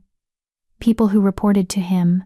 It's like, she struggled to find the words, like a rot that's been spreading for years, invisible until you know where to look. Kale's jaw tightened. Then we look. Systematically. Starting with the council. He turned to face her fully. And the intensity in his gaze stole her breath. Can you do this, Arya? Can you touch each of them and tell me who's loyal and who needs to burn? It was exactly what he'd asked her to do. What she'd agreed to. But standing here, feeling the weight of dozens of eyes on her back, understanding that she was about to become the most hated wolf in the kingdom. They're going to despise me, she said quietly. Your court. Your people. I'm going to be the outsider who walks in and tears their world apart. Let them, Kale said fiercely. He reached out and took her hand, right there in front of everyone. Silver fire sparked between their palms, and he didn't flinch, didn't pull away. Let them hate you. Let them fear you. Because at the end of this, when the traitors are exposed and the kingdom is safe, they'll understand that you saved them, even if they never thank you for it. Arya wanted to believe him. But she'd been hated before, been feared before. It never ended well. Still, she'd made a promise. And she'd never been good at backing down from a fight. Okay, she said. Let's do this. The council chamber was chaos. 15 advisors all talking over each other, all demanding answers. Where had the king been? Why was he making wild accusations? Who was this girl he'd brought back from the wilderness? Arya stood beside Kale's throne, trying to ignore the hostile stares, trying to center herself. The silver fire hummed beneath her skin, restless and eager, like it had been waiting for this moment, for permission to see. Enough! Kale's voice cut through the noise like a blade. You want answers? Here's your answer. Someone in this room hired assassins to kill me. Someone in this room has been conspiring with Seraphine to stage a coup. And before this session ends, I'm going to know exactly who. This is ridiculous, a woman said, sharp-featured. Expensive clothes, radiating arrogance. You disappear for 4 days, come back with some wild story about assassination attempts, and expect us to believe. Counselor Vera, Kale interrupted. Step forward. The woman went still. Excuse me? Step forward. Let Arya touch you. If you have nothing to hide, you have nothing to fear. I'm not letting some filthy exile put her hands on me. Vera spat. I don't care what bloodline she claims. I don't care what legends. Then you're guilty, Kale said simply. Because an innocent wolf wouldn't hesitate to prove their loyalty. Vera's face flushed red. How dare you? Seize her, Kale ordered. Guards moved, but Vera was faster. She shifted mid-stride, her clothes tearing as fur erupted across her skin. A gray wolf lunged for the nearest window, desperate to escape. She didn't make it. Arya's fire lashed out instinctively, wrapping around the wolf's legs like chains. Vera crashed to the floor, howling, trapped in silver flames that didn't burn but held her immobile. 2 traitors in 1 day, Kale said, his voice cold as winter. Anyone else want to run? Anyone else want to prove their guilt by refusing a simple test? The remaining counselors stared at Arya with newfound fear. At the silver fire that wrapped around the struggling wolf. At the power they dismissed as legend made manifest. One by one, Kale said. Every counselor, every advisor, every guard who has access to my private chambers. We're going to root out every traitor in this court if it takes all week. It took 3 hours. 3 hours of touching hands and feeling the truth beneath the surface. 3 hours of exposing lies and broken oaths and corruption that ran deeper than anyone had imagined. When it was done, 7 counselors sat in chains. 7 wolves who'd sold their loyalty for promises of power, and the remaining 8 looked at Arya like she was death incarnate. Get them out of my sight, Kale said, exhaustion finally showing in his voice. Put them with Thane. We'll hold trials after I've had time to think. The guards dragged the traitors away. The loyal counselors filed out quietly, casting wary glances back at Arya. And finally, it was just her and Kale alone in the massive chamber. You did it, Kale said quietly. You actually did it. Arya looked down at her hands. They were shaking. The silver fire had dimmed, but she could still feel it crackling beneath her skin. Still feel the residue of all those lies she'd touched. All that betrayal. They hate me now, she said. The ones who are loyal. I saw it in their eyes. Fear and hatred. They'll get over it. Kale moved to stand beside her. Or they won't. Either way, you saved my kingdom today, Arya. Exposed a conspiracy that would have torn us apart from the inside. At what cost? Arya whispered. She looked up at him, and for the first time since entering the fortress, let herself be vulnerable. I'm everything they feared I'd be. The dangerous outsider. The wolf with power that doesn't belong. Your court will never accept me now. My court, Kale said slowly, deliberately, will accept whoever I tell them to accept.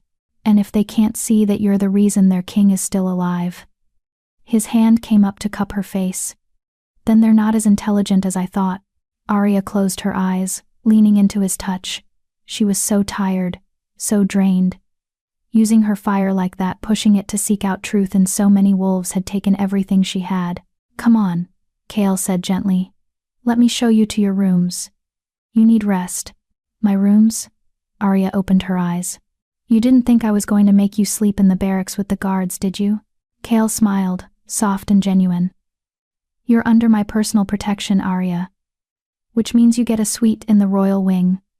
Right next to mine. It should have been inappropriate. Should have raised eyebrows and sparked gossip. But Arya found she was too exhausted to care.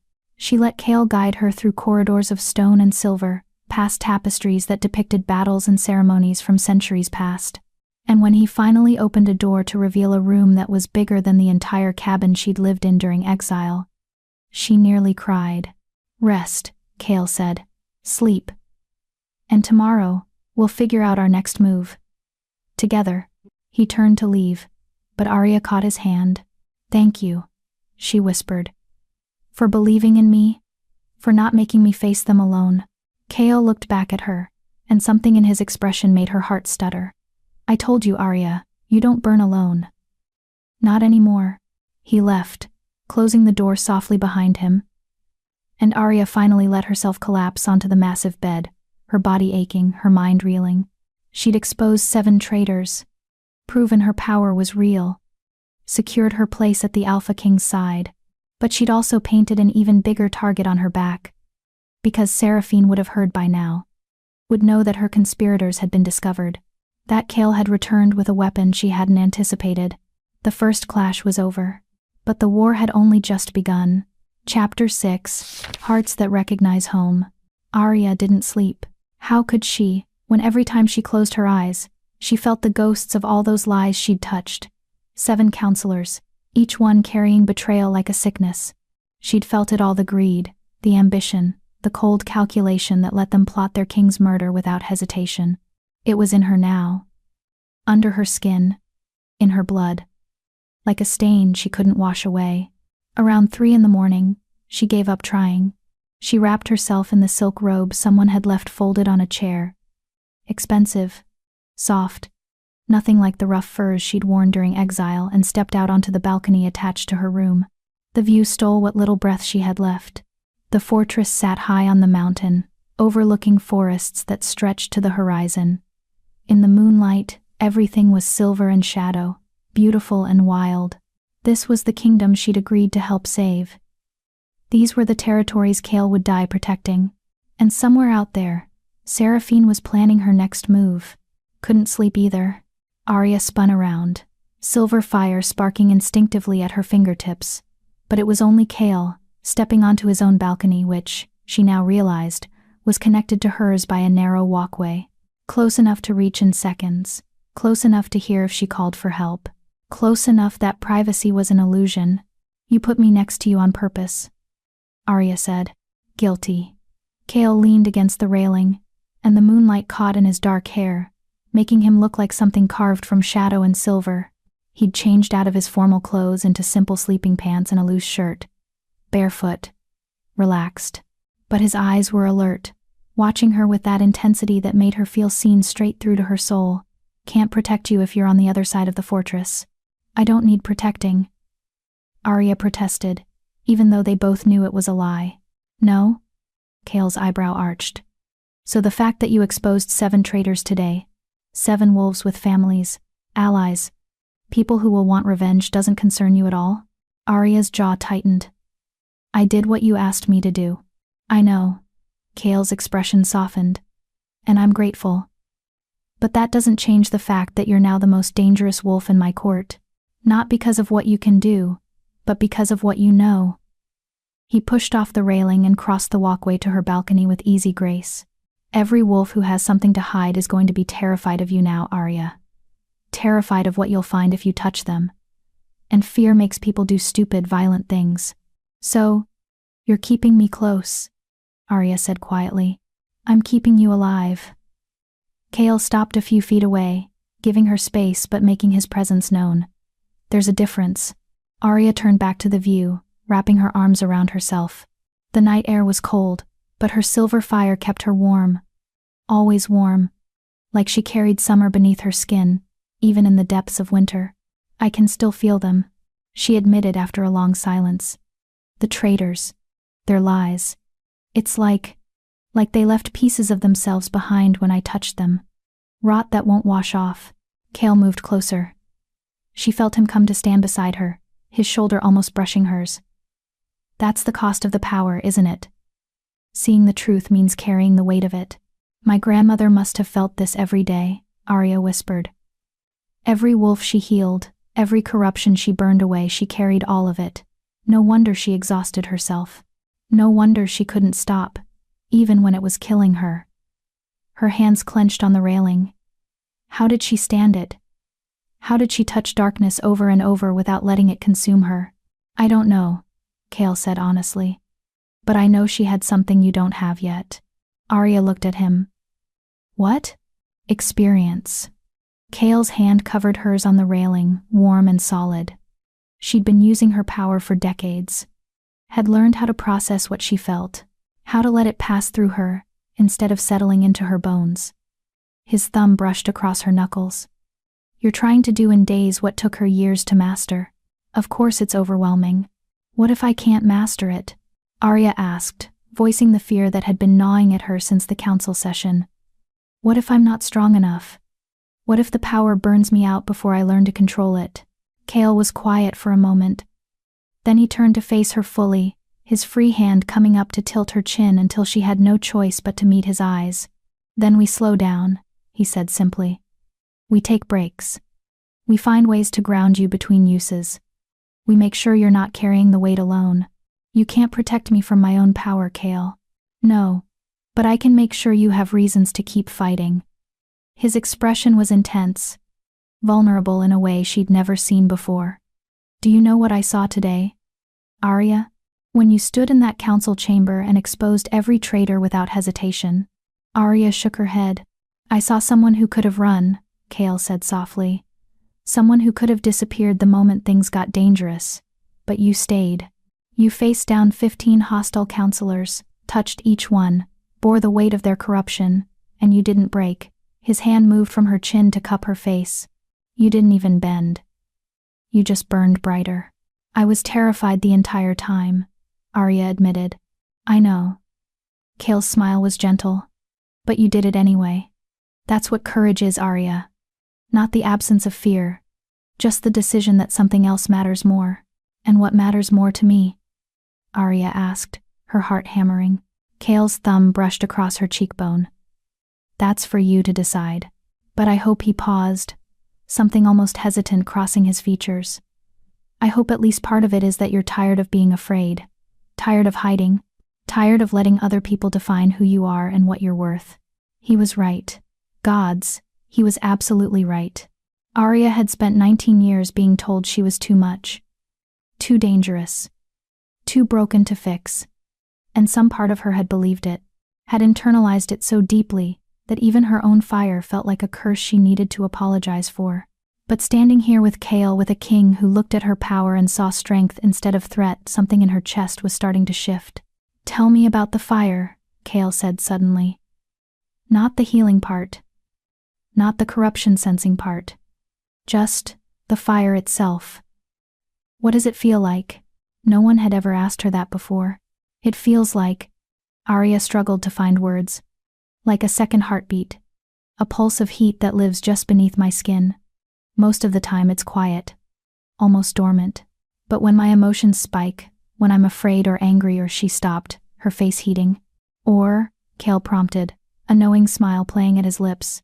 Or, when someone touches me, Arya finished quietly. Like you are now. It responds to contact, to connection. Like it's trying to reach out and understand the person I'm touching. Show me, Cale said. Arya's breath caught. What? Show me what it feels like. Cale took her hand, pressing her palm flat against his chest, right over his heart. Let your fire touch me. Not to heal. Not to search for lies. Just touch me. Let me understand what you carry. Cale, I don't know if that's. Trust me, he said softly. The same way I'm trusting you. Arya took a shaking breath. Then, slowly, carefully, she let the silver fire rise. It poured from her palm in a gentle wave, flowing into Cale's body.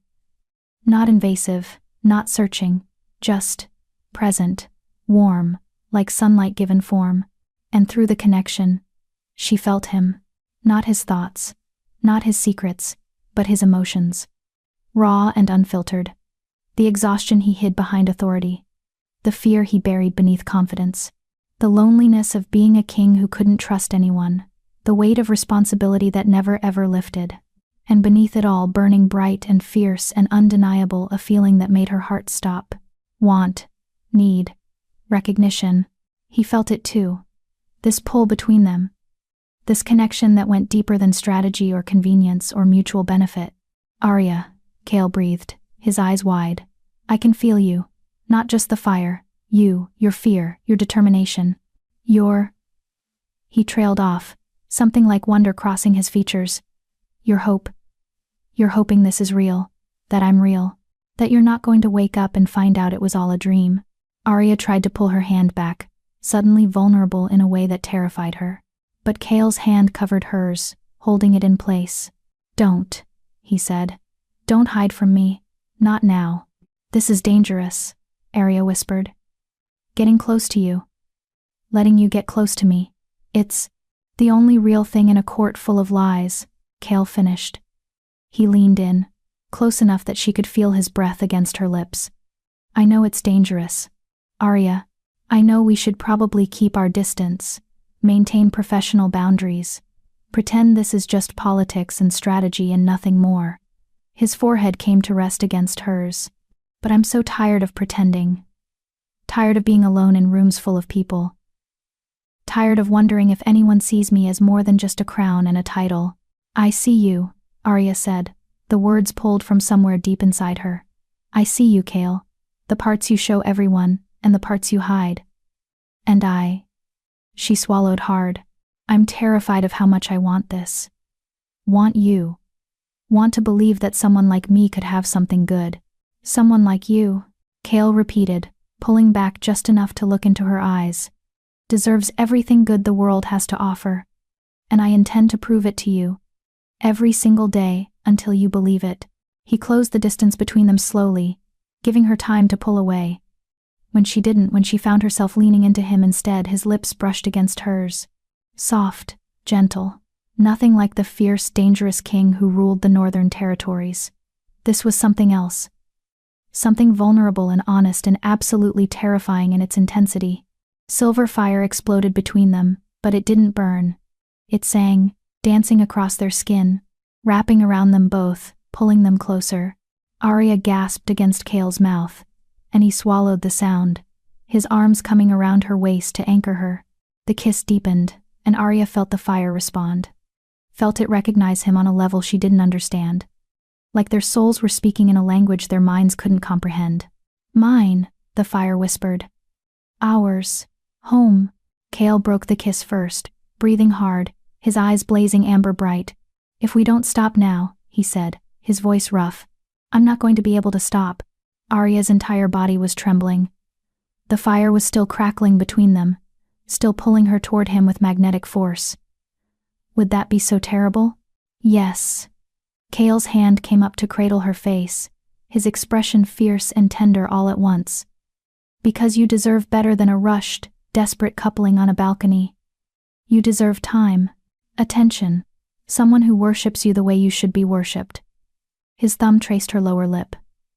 "And when I take you to my bed, Arya, and I want you to have no doubts, no fears, no wondering if this is real or just convenience." "I don't wonder," Arya whispered. "You will." Cale's smile was sad. "Knowing. In the morning, when the fear comes back, when you remember you're standing in the court of a king who has enemies that would kill you just to hurt him, you'll wonder if this is smart. If we're moving too fast. If you're just another weapon I'm trying to wield." He pressed a kiss to her forehead, gentle and reverent. "So I'm going to give you time. Space to breathe. And when you come to me, if you come to me, it'll be because you want to. Not because you feel obligated or afraid or desperate for connection." He was right. And Arya hated it, because in this moment, with silver fire wrapping around them both, and his heart beating beneath her palm, she wanted nothing more than to let herself fall, to stop fighting, to trust that someone would catch her. But Cale was being the rational one, the careful one, the one thinking past the immediate need to something more sustainable. "Okay," she said finally, stepping back. The silver fire dimmed, reluctant to release its hold. "Okay. We slow down, Cale agreed. But his eyes were still burning when they looked at her, still full of promises that made her pulse race. "But Arya?" Know this. What I feel for you, it's not strategy. It's not convenience. It's not me trying to secure a useful tool for my court.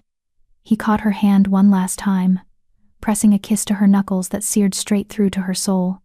It's real, and it's not going away, no matter how much time we take. Arya nodded, not trusting her voice. Kale smiled soft and private and just for her. Then he turned and walked back across the narrow bridge to his own balcony.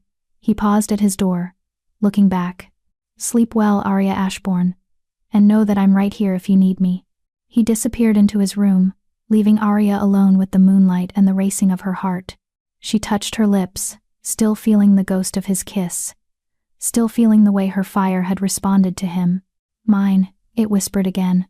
Ours. And for the first time in her life, Arya let herself believe that maybe, just maybe, she was allowed to want something for herself. Something that had nothing to do with duty or destiny or saving kingdoms. Just a man who saw her clearly and chose her anyway. The dangerous, broken, too much girl who'd been cast out and told she'd never belong. Chosen. Wanted. Real. Chapter 7. When betrayal strikes at noon. The attack came at noon, when the sun was high and the court was gathered for the formal sentencing of the traitors.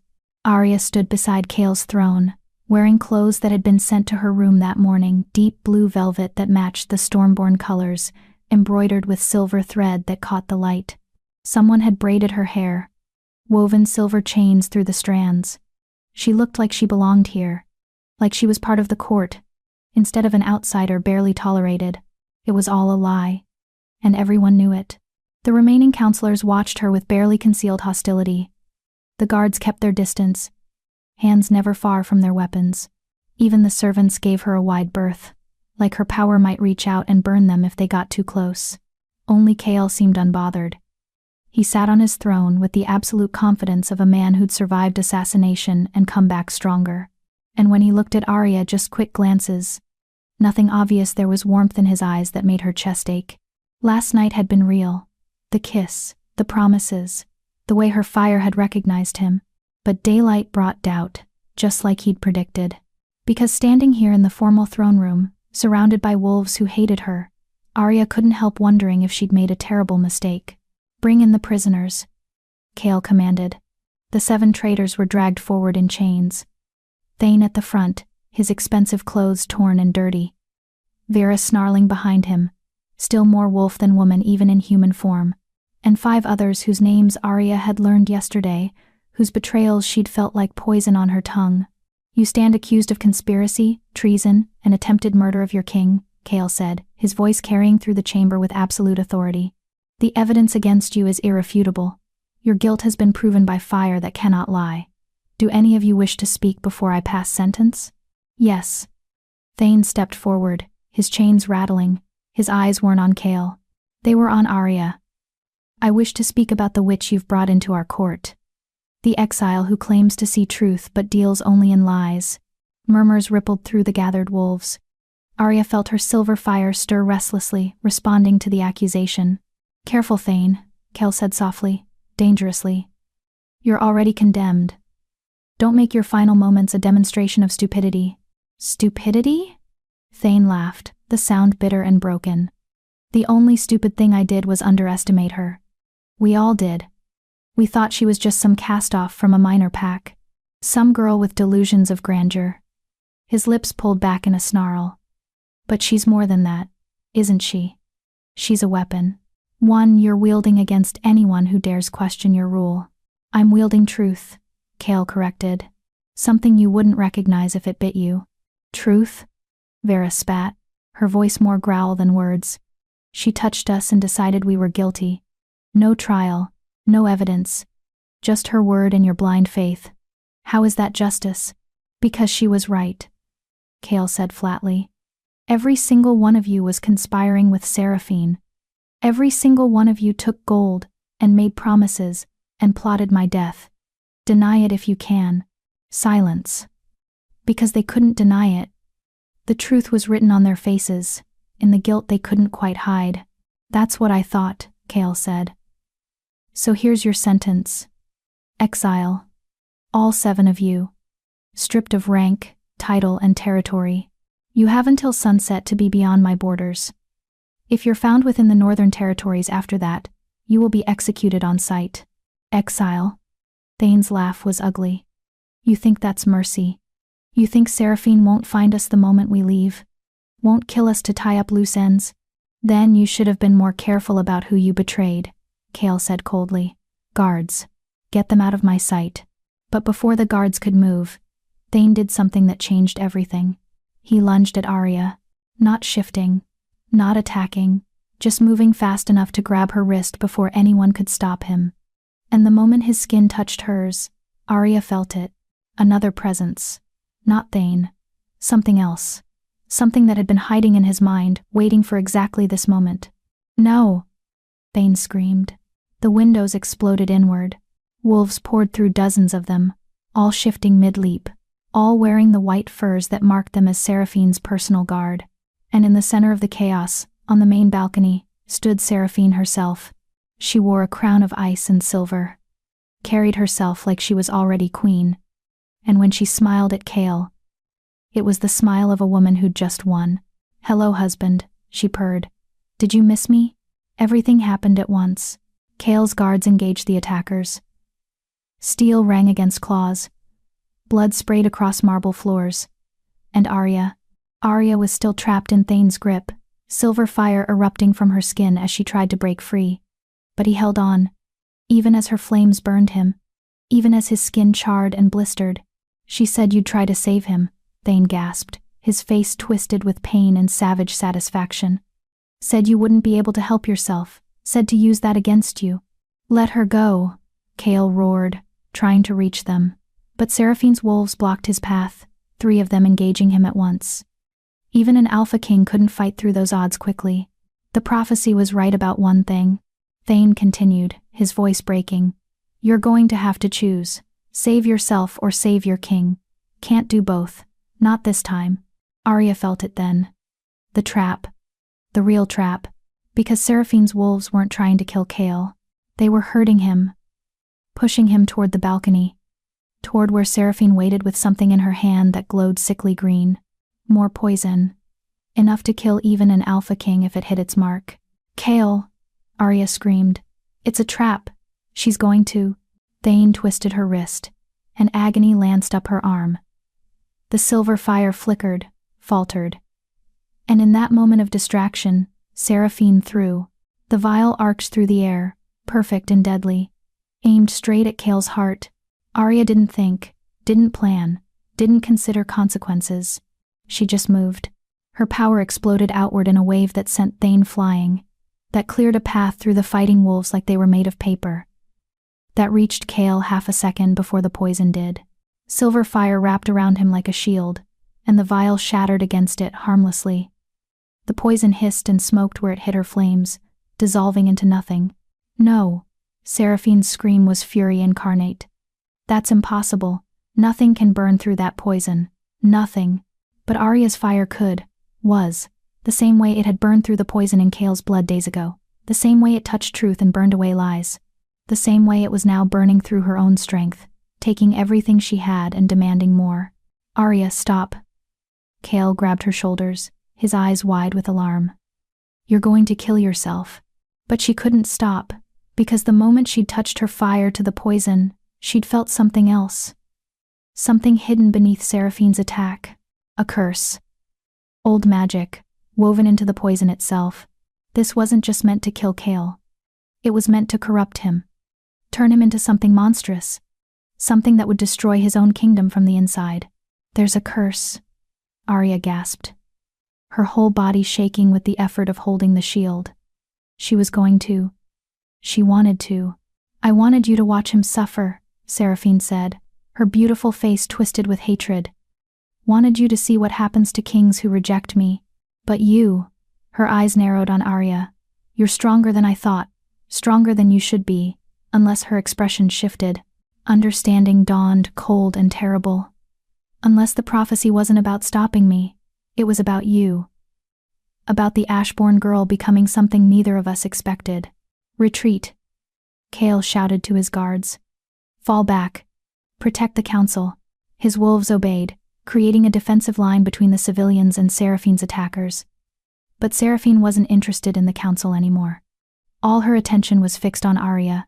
"Kill the girl," she commanded. "I don't care how, just end her." Her wolves turned as one toward Arya, toward the exhausted, trembling girl who'd just spent everything she had to save her king, toward the easy target. "Over my dead body," Chaol snarled. He shifted mid-stride, his human form exploding into that massive black wolf that had been dying in the snow just days ago, now fully healed, fully powerful, fully furious. He threw himself between Arya and the attackers, and the sound that came from his throat was pure death. A challenge. A promise. Touch her and die. But there were too many. Even an Alphaking couldn't fight 12 wolves at once. Arya saw it happening as if in slow motion, saw them circling, saw the net tightening, saw Chaol about to be overwhelmed. And she remembered the prophecy. Save the kingdom and lose yourself, or save yourself and watch the kingdom burn. But there had been a third line. One written so faintly she'd almost missed it. But she need not burn alone. "Chaol!" Arya screamed. "Trust me." She didn't wait for his response. She just reached for him with her power, with everything she had left. Silver fire poured from her body, but instead of forming a shield, it wrapped around Chaol like a second skin, strengthening him, amplifying his power, turning him into something more than just an Alphaking, into something legend. Chaol's wolf form blazed with silver light. His eyes went from amber to white hot, and when he moved, it was with speed and strength that shouldn't have been possible. He tore through Seraphine's wolves like they were made of shadow, each strike perfectly placed, each movement devastatingly efficient. Arya felt it through their connection, felt his battle mind sinking with her power, using her fire not to destroy but to enhance. Together, they were unstoppable. Within minutes, Seraphine's attack force lay broken, some dead, most fleeing. And Seraphine herself stood alone on the balcony, her face pale with shock and fear. "This isn't over," she spat. "You think you've won? You think one little fire witch is going to save you?" Her eyes locked on Arya, burning with pure hatred. "I know what you are now. I know what the prophecy really means. And when I come back, and I will come back, I'm going to make sure you burn so bright there's nothing left but ash." She dove off the balcony, shifting mid-fall, disappearing into the forest below. Chaol shifted back to human form, breathing hard, still glowing with traces of Arya's silver fire. He turned to her, and the look on his face was complex gratitude and wonder and something that looked like fear. "What did you do?" he asked quietly. "I don't know," Arya admitted. Her legs gave out, and Chaol caught her before she hit the ground. I couldn't let them hurt you. So you shared your power," Chaol said, awe in his voice. "Merged your fire with my strength. I've never felt anything like that. Never been that strong." "Is that bad?" Arya asked, her vision starting to blur. "I don't know," Chaol admitted. He lifted her easily, cradling her against his chest. "But we're going to find out. Together." The throne room was chaos around them. Wounded guards, frightened counselors, blood and broken glass, and the acrid smell of Arya's silver fire still lingering in the air. And in the center of it all, a king holding the girl who'd just saved his life. Again. "She's right," one of the counselors said, an older man. One of the loyal ones. "Seraphine. She'll come back. And next time she'll be prepared for." He gestured vaguely at Arya. "For whatever that was." "Let her come," Chaol said, his voice cold as winter. "Let her bring armies. Let her bring curses and poison and every trick she can think of. Because now she knows the truth." His arms tightened around Arya protectively. "She's not just fighting me anymore. She's fighting us. And we're a lot harder to kill than she thought." Arya wanted to respond, wanted to say something brave and confident, but the exhaustion was overwhelming, pulling her down into darkness. The last thing she heard before unconsciousness claimed her was Chaol's voice, soft and fierce and absolutely certain. "I've got you. I won't let you fall. Not ever." And despite everything, despite the betrayal and the violence and the prophecy that promised only pain, Arya believed him. She wasn't burning alone anymore, even if it killed them both. Chapter 8. The Power Claimed. Arya woke to fire. Not her silver flames. Real fire. orange and red and consuming, eating through the walls of her room like a living thing. Smoke choked the air, thick and toxic. And somewhere beyond the flames, she heard screaming. She rolled out of bed, coughing, her mind still foggy from exhaustion. How long had she been unconscious? Hours, days. Her body ached like she'd been trampled, and her power felt distant, muted. Like she'd burned through so much that there was barely anything left. "Arya," Kale's voice, raw with panic, coming from the other side of a wall of flames that separated their rooms. "I'm here," she called back, stumbling toward the balcony. Away from the fire. Toward fresh air. "I'm okay. The fortress is under attack," Kale shouted. "Seraphine, she came back with an army. They've breached the walls." Arya's blood ran cold. An army. Not assassins or conspirators, but an actual army. How many wolves had Seraphine convinced to betray their king? How deep did her influence run? The balcony door was locked. Arya slammed her shoulder against it once, twice, and on the third impact it gave way. She stumbled out into chaos. The fortress was burning. Dozens of fires, all coordinated, all designed to trap the defenders inside, while attackers poured through the breaches. And in the courtyard below, Arya could see them, hundreds of wolves, all wearing Seraphine's white, all moving with military precision. This wasn't a raid. This was an invasion. "Arya!" Kale appeared on his balcony, smoke-stained and bloody but alive. "Can you cross?" She looked at the narrow walkway connecting their balconies. It was stone, untouched by flame, but below it was a 3-story drop onto unforgiving rock. "Yes," she said, because there was no other option. She crossed carefully, her bare feet finding purchase on cold stone. Kale caught her the moment she was close enough, pulling her into his room and away from the edge. "Are you hurt?" he demanded, his hands already checking her for injuries. "I'm fine. What happened? How long was I?" "6 hours, Kale said grimly. "You've been unconscious for 6 hours. And in that time, Seraphine rallied every disgruntled wolf in the Northern Territories. Promised them land, titles, power, anything they wanted if they helped her take the throne." His jaw tightened. "She's calling it a liberation. Says I'm a tyrant who executes counselors without trial and keeps a witch as my personal weapon." "That's a lie," Arya said. "Of course it's a lie. But it's a lie people want to believe." Kale moved to his weapons rack, strapping on knives and a sword with practiced efficiency. "Half my territories have declared for her. The other half are still deciding. And the wolves who stayed loyal are currently fighting for their lives against overwhelming numbers." Arya looked out the window again. Saw Kale's guards forming defensive lines. Saw them being pushed back, step by bloody step. Saw the white-furred wolves advancing with the confidence of victory already assured. "We have to get you out of here," Kale said. "There's a passage in the lower levels, an escape route my father built. If we move fast—" "No," Arya said. Kale froze. "What?" "I'm not running." Arya turned to face him, and despite the smoke and fear and exhaustion, her voice was steady. "Not this time. Not from her. Arya, there are hundreds of them. Even with your power, we can't." "Yes, we can." Arya moved to him, taking his hands in hers. Silver fire sparked weakly between their palms. But it was there. Still alive. Still fighting. The prophecy said I'd have to choose. Save the kingdom or save myself. But we found a third way, didn't we? When we fought together. When our powers merged. Understanding dawned in Kale's eyes. "You want to do that again." "I want to do it better," Arya said. "I wasn't trying last time. Wasn't controlling it. But now I know it's possible. Know that my fire can amplify your strength. Make you into something unstoppable." She squeezed his hands. "Let me fight beside you, Kale. Let me be more than just the witch hiding behind your throne." "You'll burn yourself out," Kale said. But there was hope in his voice now. Fierce, desperate hope. "If you push your power that hard again, then I burn," Arya said simply. "But better that than watching you fall because I was too afraid to try." Kale stared at her for a long moment.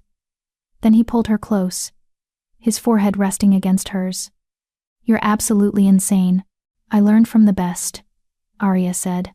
He kissed her, then hard and desperate, and full of promises that might never be kept. When he pulled back, his eyes were blazing. "If we're doing this," he said, "we do it right. No holding back, no hesitation. We hit them with everything we have and we don't stop until either they're broken or we are." "Agreed," Arya said. "Then let's show them what happens when you back the flame that walks into a corner." They emerged from the fortress like vengeance incarnate.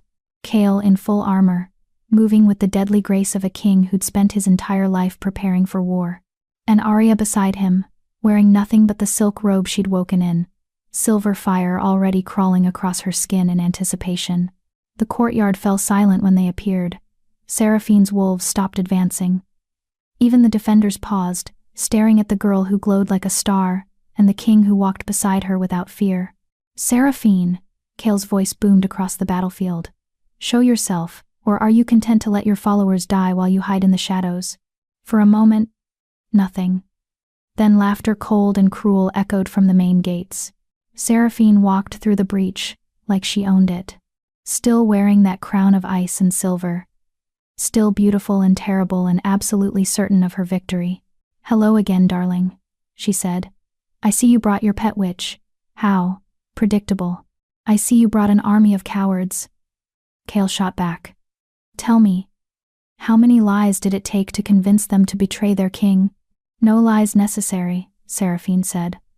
"I just told them the truth, that you're weak, that you let a curse-born exile manipulate you, that you executed loyal counselors based on the word of a girl who can barely control her own power." She smiled, sharp and vicious. They were eager to believe, eager for a leader who understands strength. "Then let me show you strength," Chaol said. He shifted, his human form exploding into that massive black wolf. But this time, he didn't attack. He just stood there, waiting for Arya. She moved to him without hesitation, placing both hands on his fur, and this time she knew what she was doing. Silver fire poured from her body in a torrent. Not wild, not uncontrolled, purposeful, directed. She felt it flow into Chaol like water finding its course, seeking out every part of him that needed strengthening.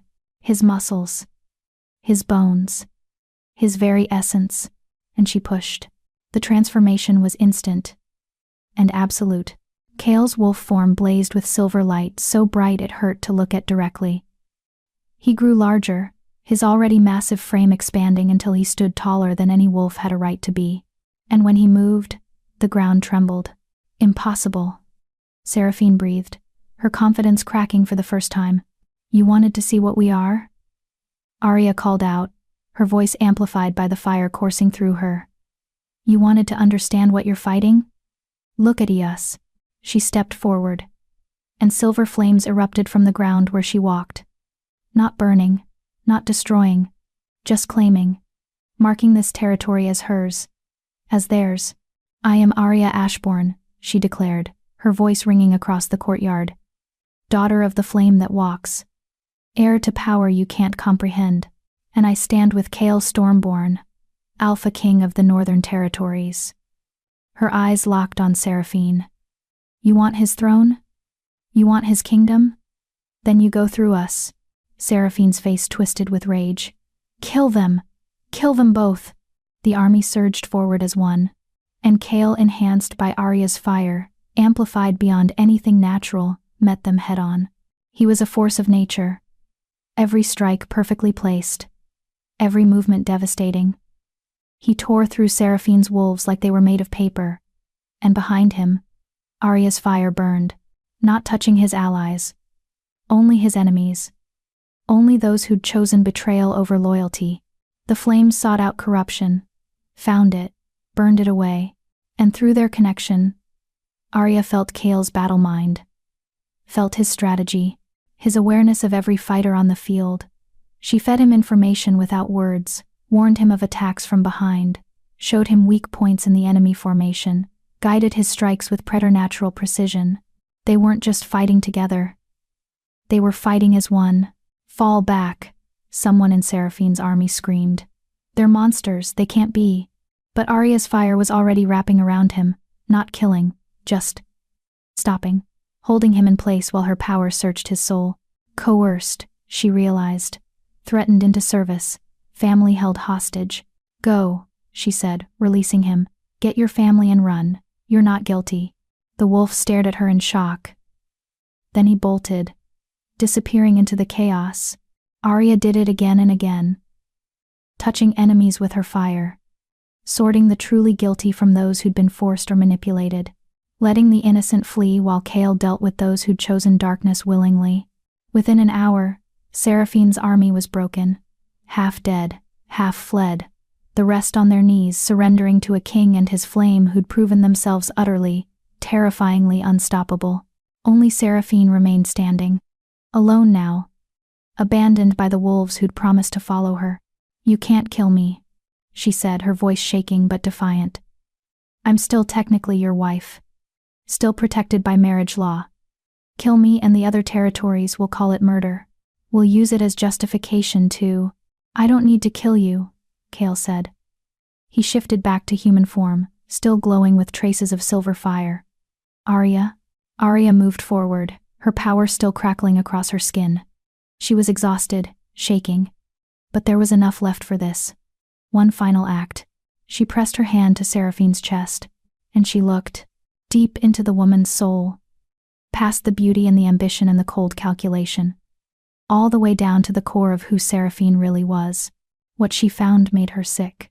She killed them, Arya whispered. The plague 30 years ago, the one that my grandmother died fighting. It wasn't natural. It was her family.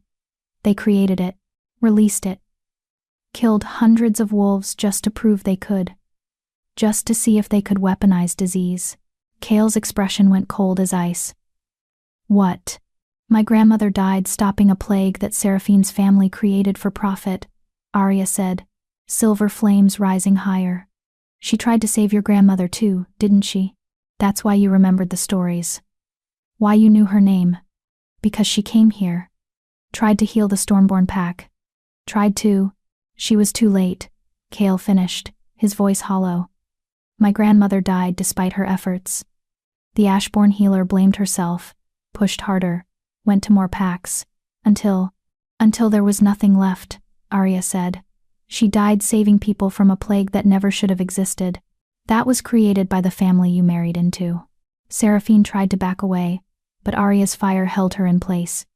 You can't prove that. Those records are long destroyed. No one will believe. I believe her, Kale said. And that's all that matters. He turned to his guards. Take her. Lock her in the deepest cell we have. And send messengers to every territory. Tell them we have evidence of crimes that go back 30 years, crimes that demand justice. You can't! Seraphine screamed as the guards dragged her away. You need me. My family's connections. Their wealth.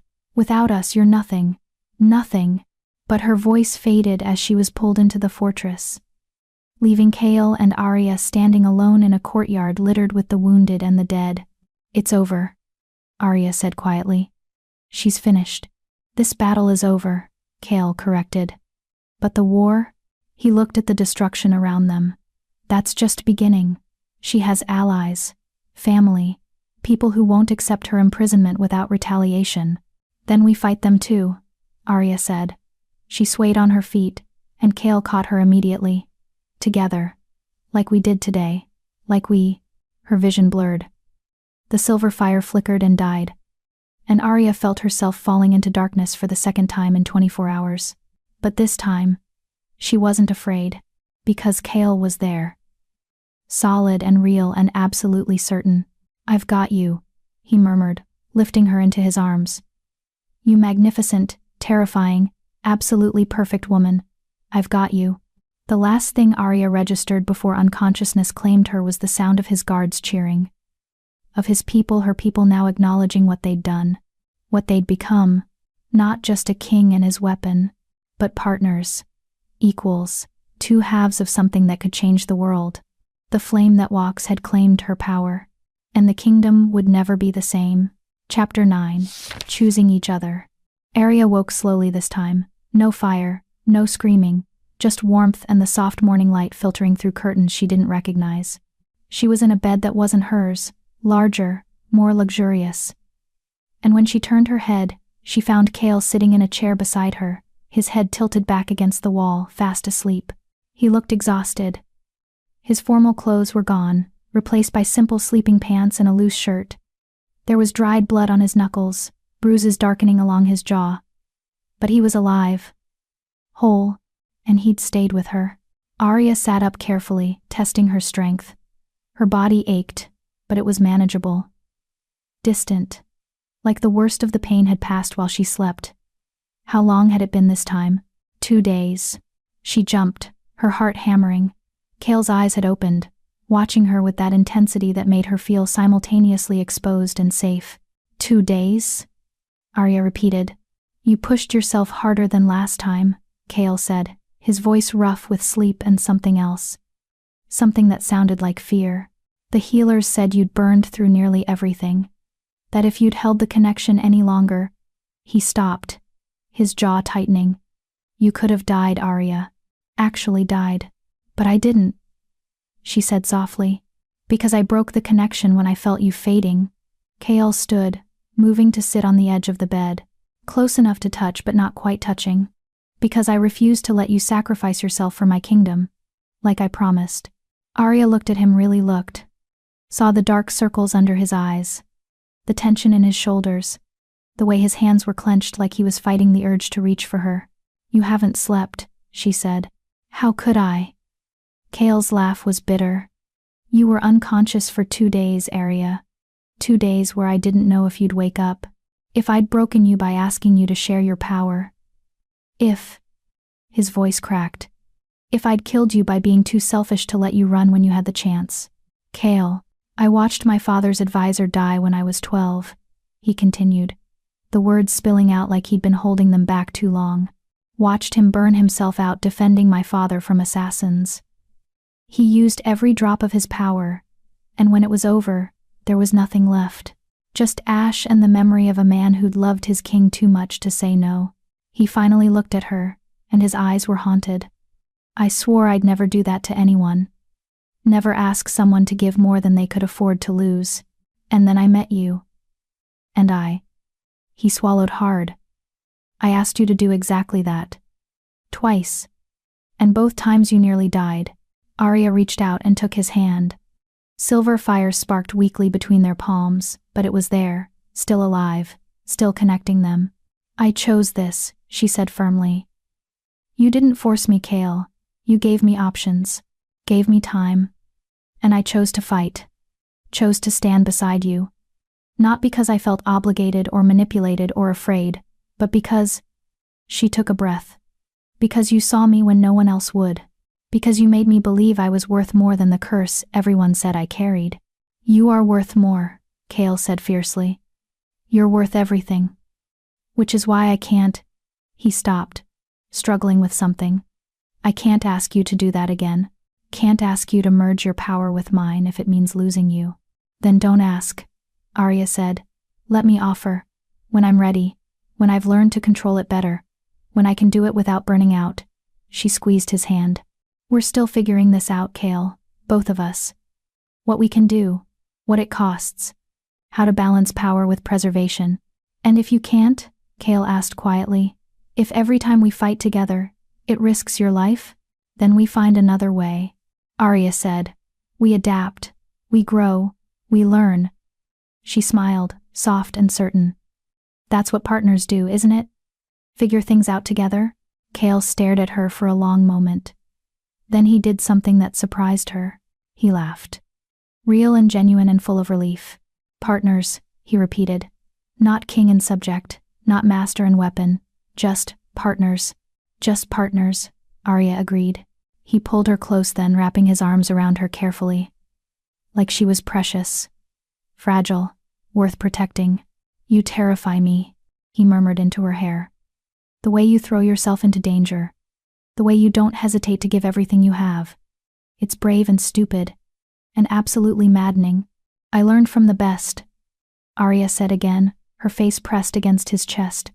She could hear his heartbeat. Strong. Steady. Real. We need to talk about what happens next, Kale said after a long moment. About the court. The territories. The fact that half the northern packs watched you and I become something that shouldn't be possible. Are they afraid? Arya asked. Terrified, Chaol admitted. But also in awe. You sorted the guilty from the innocent. Arya, let the coerced go free. Showed mercy where Seraphine showed none. People are already calling you the Mercy Flame, the Silver Judge. I'm not a judge, Arya protested. No. You're something better. Chaol pulled back just enough to look at her. You're proof that power doesn't have to corrupt, that fire doesn't have to destroy, that someone who was cast out and told she was too dangerous can become exactly what the kingdom needs. And what does the kingdom need? Arya asked. You, Chaol said simply. Not as my weapon, not as my tool, but as my equal, my partner. The wolf who stands beside the throne and makes sure I never become the tyrant. Seraphine claimed I was. Arya's breath caught. You want me to stay? Permanently. I want more than that. Chaol's hand came up to cup her face. I want you to let the court recognize what you are, not just a healer, not just the Ashborn heir, but my chosen mate, my equal in all things. The wolf I trust to tell me when I'm wrong and stand with me when I'm right. Chaol, I'm still exiled, Arya said. My pack cast me out. I have no status, no legitimacy. Your court will never. Your pack was wrong, Chaol interrupted. And I'm the Alpha King of the Northern Territories.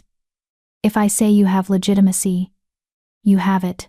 If I say you belong at my side, you belong there. His eyes blazed with intensity. But I'm not commanding you, Arya. I'm asking. Will you stay? Will you let me stand with you the way you've stood with me? Arya's mind reeled. This was everything she'd been too afraid to hope for. Not just acceptance, not just tolerance, but belonging. A place where her power was celebrated instead of feared, where she was chosen instead of rejected. What about the prophecy? She asked quietly. It said I'd have to choose. Save the kingdom or save myself. We defied it twice, but nothing, Chaol said firmly. We've already proven prophecies can be wrong. That there are more than two paths. And if the moon goddess has a problem with the choices we're making, she can tell us herself. Despite everything, Arya laughed. You're going to pick a fight with the moon goddess? If she tries to take you from me? Chaol's smile was sharp. Dangerous. Absolutely sincere. Without hesitation. Arya looked at him, this complicated, fierce, infuriating king who'd somehow become her anchor, her home. The first person in her entire life who'd looked at her fire and seen beauty instead of curse.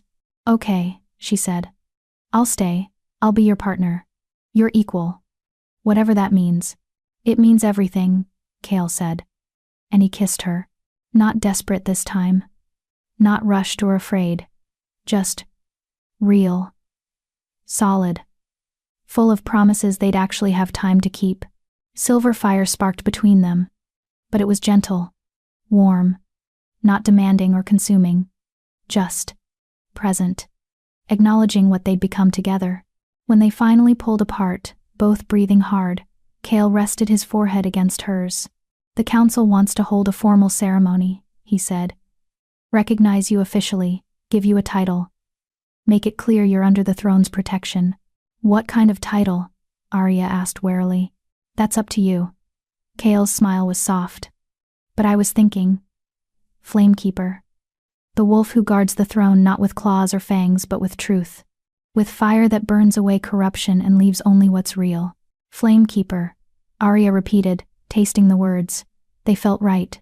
Powerful but not violent. Important but not threatening. I like it. Good. Because they're waiting for us. Chaol stood, offering her his hand. The loyalists. The wolves who fought beside us. They want to see you. Want to thank the woman who saved their king and their kingdom. Arya took his hand, letting him pull her to her feet. Her body protested the movement, still recovering, but she could stand, could walk, could face the court that had feared her just days ago. How do I look? She asked, suddenly self-conscious. She was still wearing the sleeping clothes someone had dressed her in. Her hair was a disaster. She probably looked like death itself. Like someone who fought an army and won, Chaol said. Like someone who's earned the right to stand wherever she wants and dare anyone to question it. He squeezed her hand. Like my equal, the ceremony was simple. No grand speeches. No elaborate rituals. Just Kale, standing before his court, with Arya beside him. And one by one, the counselors and guards and servants who'd fought with them, came forward, bowed, acknowledged what she'd done. The Flamekeeper, they called her. The Mercy Flame. The Silver Judge. Arya felt tears burning behind her eyes. Because these were wolves who'd feared her, who'd looked at her with suspicion and hostility. And now they were thanking her. You saved my son, an older woman said, kneeling before Arya, touched him with your fire, and told him to run, told him he wasn't guilty, he's alive because of your mercy. You exposed the corruption that would have destroyed us, a guard added, made us see the truth we'd been too blind to find ourselves. You stood beside our king when anyone else would have run, another said. Proved that strength isn't about power, it's about choice, and on, until Arya understood that she wasn't just accepted here. She was valued, not despite her power, but because of how she used it, with mercy, with truth, with courage to see beyond the surface to what was real. The Flamekeeper has my loyalty, Kale said when the last wolf had spoken. My trust, my protection, and anyone who threatens her answers to me personally. His eyes swept the room, daring anyone to object. She stands as my equal in all matters of the court. Her word carries the weight of the throne, and her judgment is law. Silence. Then slowly the room erupted in howls. Not of fear, of acceptance, of recognition. Arya Ashbourne, the exile, the cast-off, the curse-born girl Nopak wanted, had found her place. At the side of a king who saw her clearly and chose her anyway. Thank you, she whispered to Kale. For what? He asked. For seeing me, Arya said. For not making me choose between power and belonging. For proving that I can have both. Kale smiled, warm and genuine, and absolutely devastating. You never had to choose, Arya. You just had to find someone brave enough to stand in your fire and not flinch. And you're that someone? Every day for the rest of our lives, Kale promised. If you'll have me. Arya looked around the throne room, at the wolves who'd accepted her, the kingdom she'd helped save, the future she'd been too afraid to hope for. And she saw finally what her grandmother must have known all along. Power wasn't a curse. Fear was. And the moment you stopped being afraid of what you could do and started focusing on what you should do, everything changed. I'll have you, Arya said. Today, tomorrow, for as long as this lasts. Forever then, Kale said. Because I'm not letting you go, not ever. And standing there, surrounded by wolves who'd once feared her and now celebrated her, Arya finally understood what it meant to be home. Not a place, not a pack, but a person who saw you completely and chose you anyway. The girl who'd burned alone had found someone to burn with, and together, they were unstoppable. Chapter 10. Where Belonging Lives. 3 months later, Arya stood in the same place where she'd first found Kale dying in the snow. The forest had changed. Spring had come early this year, melting the ice and coaxing green shoots from the frozen ground. Wildflowers bloomed in patches of sunlight, purple and gold and silver white. The trees no longer looked hostile. They looked peaceful, like the land itself had exhaled after holding its breath for too long. Are you sure about this? Kale asked beside her. He wore simple traveling clothes, no crown, no formal armor, just a man walking through the woods with the woman who'd changed his world. I'm sure, Arya said. She knelt in the clearing, placing her hand flat against the earth where Kale's blood had stained the snow months ago, where her silver fire had first poured into him, where everything had changed. Silver flames spread from her palm, but they didn't burn. They blessed, sinking into the soil, feeding the roots beneath, leaving a mark that would last generations. What are you doing? Kale asked softly. Leaving a memorial, Arya said, for the wolf I was when I found you here. The girl who was so afraid of her own power that she almost let you die. The exile who thought she'd never belong anywhere. She looked up at him, and her smile was bittersweet. She deserves to be remembered, even if I'm not her anymore. Kale crouched beside her, his hand covering hers. You're still her, just more. Stronger. Braver. But still the same woman who chose mercy over safety. Maybe. Arya allowed. She stood, brushing dirt from her hands, and looked around the clearing. But I'm not afraid anymore. Not of my fire. Not of what people think. Not of being too much or not enough. She turned to face him fully. You did that. You and everyone who stood with us. You taught me that power is only as dangerous as the person wielding it. You taught yourself that, Kale corrected. I just gave you space to figure it out. They stood there for a moment, holding hands in the clearing where their story had begun. Then Kale pulled something from his pocket, a small wooden box, worn and ancient. I found this in the royal archives, he said, opening it carefully. Inside was a ring. Silver. Etched with flames that seemed to dance in the light. It belonged to a healer who served the Stormborn line 300 years ago. A wolf with fire in her veins who could burn away sickness and corruption. His eyes met Arya's. Sound familiar? Arya's breath caught. My bloodline served your family before. For generations, Kale confirmed. Until a king 2 centuries ago betrayed his flamekeeper. Used her power until there was nothing left. She died, and her family swore never to serve the Stormborn line again. His expression was solemn. We wrote it off as legend. Myth. But I think it was real. I think your grandmother was trying to restore that bond, trying to prove her family could be trusted again. And she died for it, Arya whispered. She died for a plague created by the same family I married into, Kale said, his voice heavy with old guilt. She died trying to save my grandmother from poison that never should have existed. And when she failed, when she pushed too hard and burned out, her family went back into hiding, back to being exiles and outcasts and forgotten legends. He took the ring from the box and held it up to the light. But you came back. You found me. And you didn't just restore the bond, Arya. You transformed it. Made it something better than it was, something equal. He went down on one knee, and Arya's heart stopped. I'm not asking you to serve the throne, Kale said quietly. I'm not asking you to sacrifice yourself, or carry burdens alone, or be anything other than who you are. But I am asking you to stay, to build something new with me, to be my partner in every sense of the word. He held out the ring. Will you, Arya Ashbourne, Flamekeeper of the Northern Territories, accept this bond? Not as my subject but as my equal, my mate, my choice? Arya stared at the ring, at the man kneeling before her with absolute sincerity in his eyes. At the future he was offering, not perfect, but real. Not easy, but worth fighting for. Yes, she said, her voice breaking. Yes, I'll stay. Yes, I'll build this with you. Yes to all of it. Kale slipped the ring onto her finger, and silver fire erupted from both of them. Not violent, not consuming, just celebrating, dancing around them like living light, wrapping them together in warmth that felt like coming home. I love you, Kale said, standing and pulling her close. Your fire, your courage, your stubborn refusal to give up even when you should. All of it. I love you too, Arya admitted. Even when you're being impossible. Even when you're making decisions that terrify me. Even when... He kissed her. And the words dissolved into something wordless and perfect.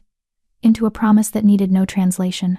When they finally pulled apart, both glowing with traces of silver fire, Kale smiled, ready to go home. Home, Arya repeated, tasting the word. It still felt strange, foreign, but also, right. Yes, let's go home. The fortress had changed too.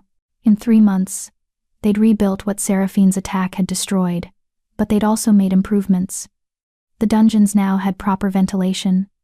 The servants' quarters were heated. The training grounds included spaces for wolves who couldn't shift, who needed different kinds of strength. Changes Arya had suggested. Changes Kale had implemented without question. The Flamekeeper returns.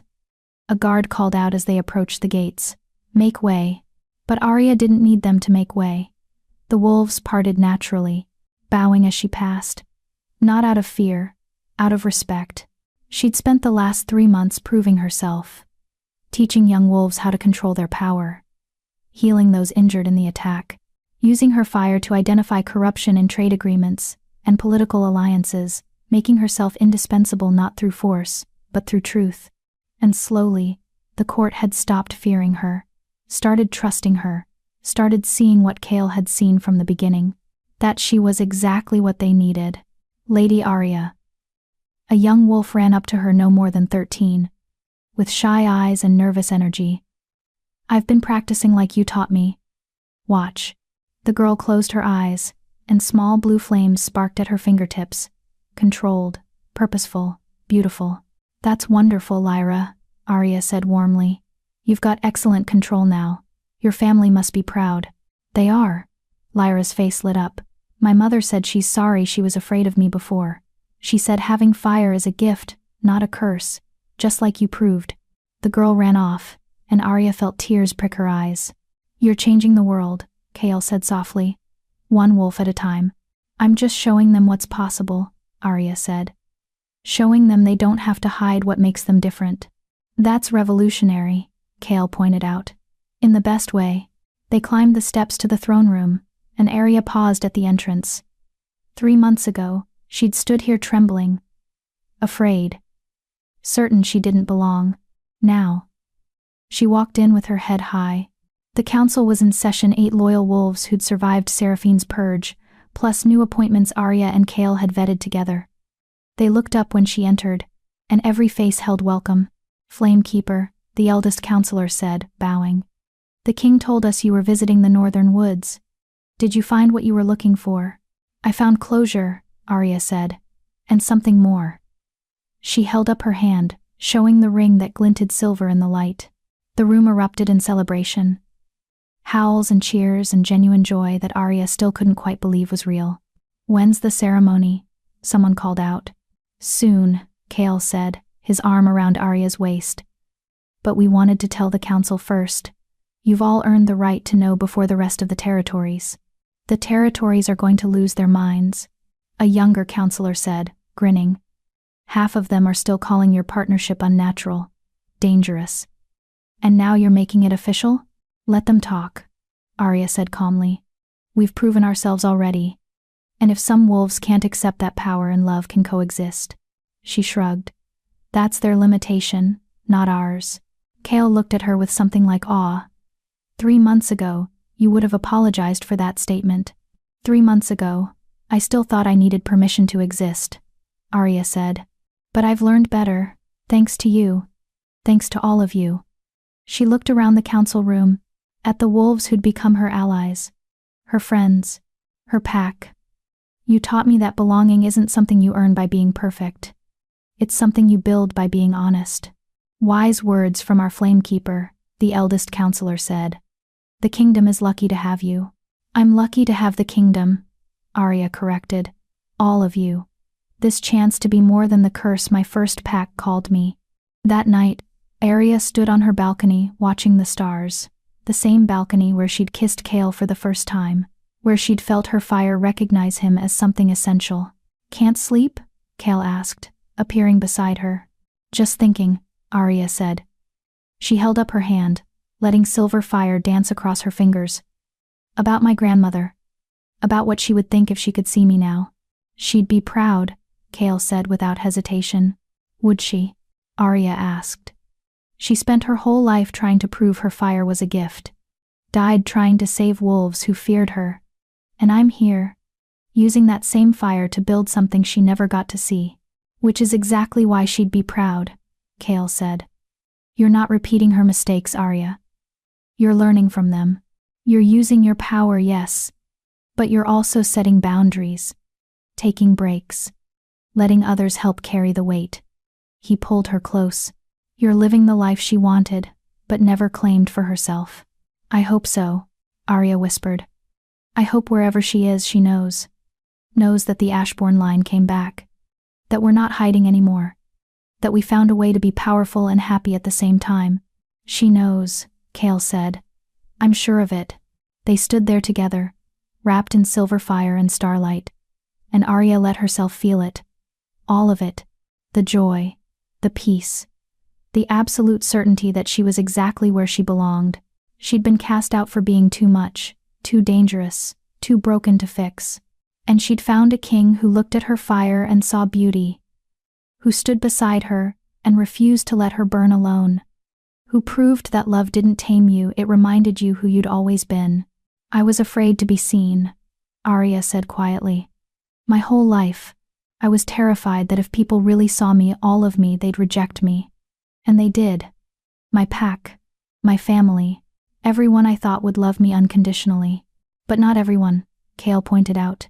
No, Arya agreed, turning in his arms to face him. Not you. You saw me at my most dangerous, most powerful, most uncontrolled. And you didn't flinch, didn't try to contain me or diminish me or make me smaller. You just stood there and let me burn. Because you were always meant to burn, Kale said. Just not alone. Not anymore. Arya kissed him then, pouring everything she felt into it. Gratitude, love, hope, promise. And when they pulled apart, both glowing with silver fire, she finally understood the lesson the prophecy had tried to teach. She didn't have to choose between power and belonging, between saving others and saving herself, between burning bright and finding love. She could have all of it. Be all of it. Because the things people told her to hide were the things that made her essential. The fire they called curse was the gift the world needed, and the parts of herself she'd tried to suppress were exactly what made her whole. For the first time in my life, Arya said, I'm not running toward something or away from something. I'm just here. And it's enough. You've always been enough, Kale said. You just needed to believe it. And standing there, in the kingdom she'd helped save, with the man who'd helped her save herself, Arya finally did. Thank you for walking this journey with Arya. For believing she deserved love even when she couldn't believe it herself. For staying with her through the storms and the fire, and the moments when everything seemed impossible. Maybe you felt like her, too much of one thing, not enough of another. Split between worlds, belonging nowhere. Rejected for the very things that made you unique. But here's what Arya's story teaches us. The things we're told to hide are often the things we're meant to share. The power that scares us is usually the power the world needs. And love doesn't require us to be smaller, it asks us to be brave enough to burn at full brightness. If this story moved you, leave a comment and tell me, what moment resonated most with you? If you could have one power like Arya's fire, what would it be? Or simply, did you believe Arya deserved her happy ending? I read every comment. Your thoughts matter. Your stories matter. And if you want more tales like this, stories of outcasts who become legends, of monsters who turn out to be heroes, of love that sees past the surface to the soul, subscribe to this channel. Hit that notification bell.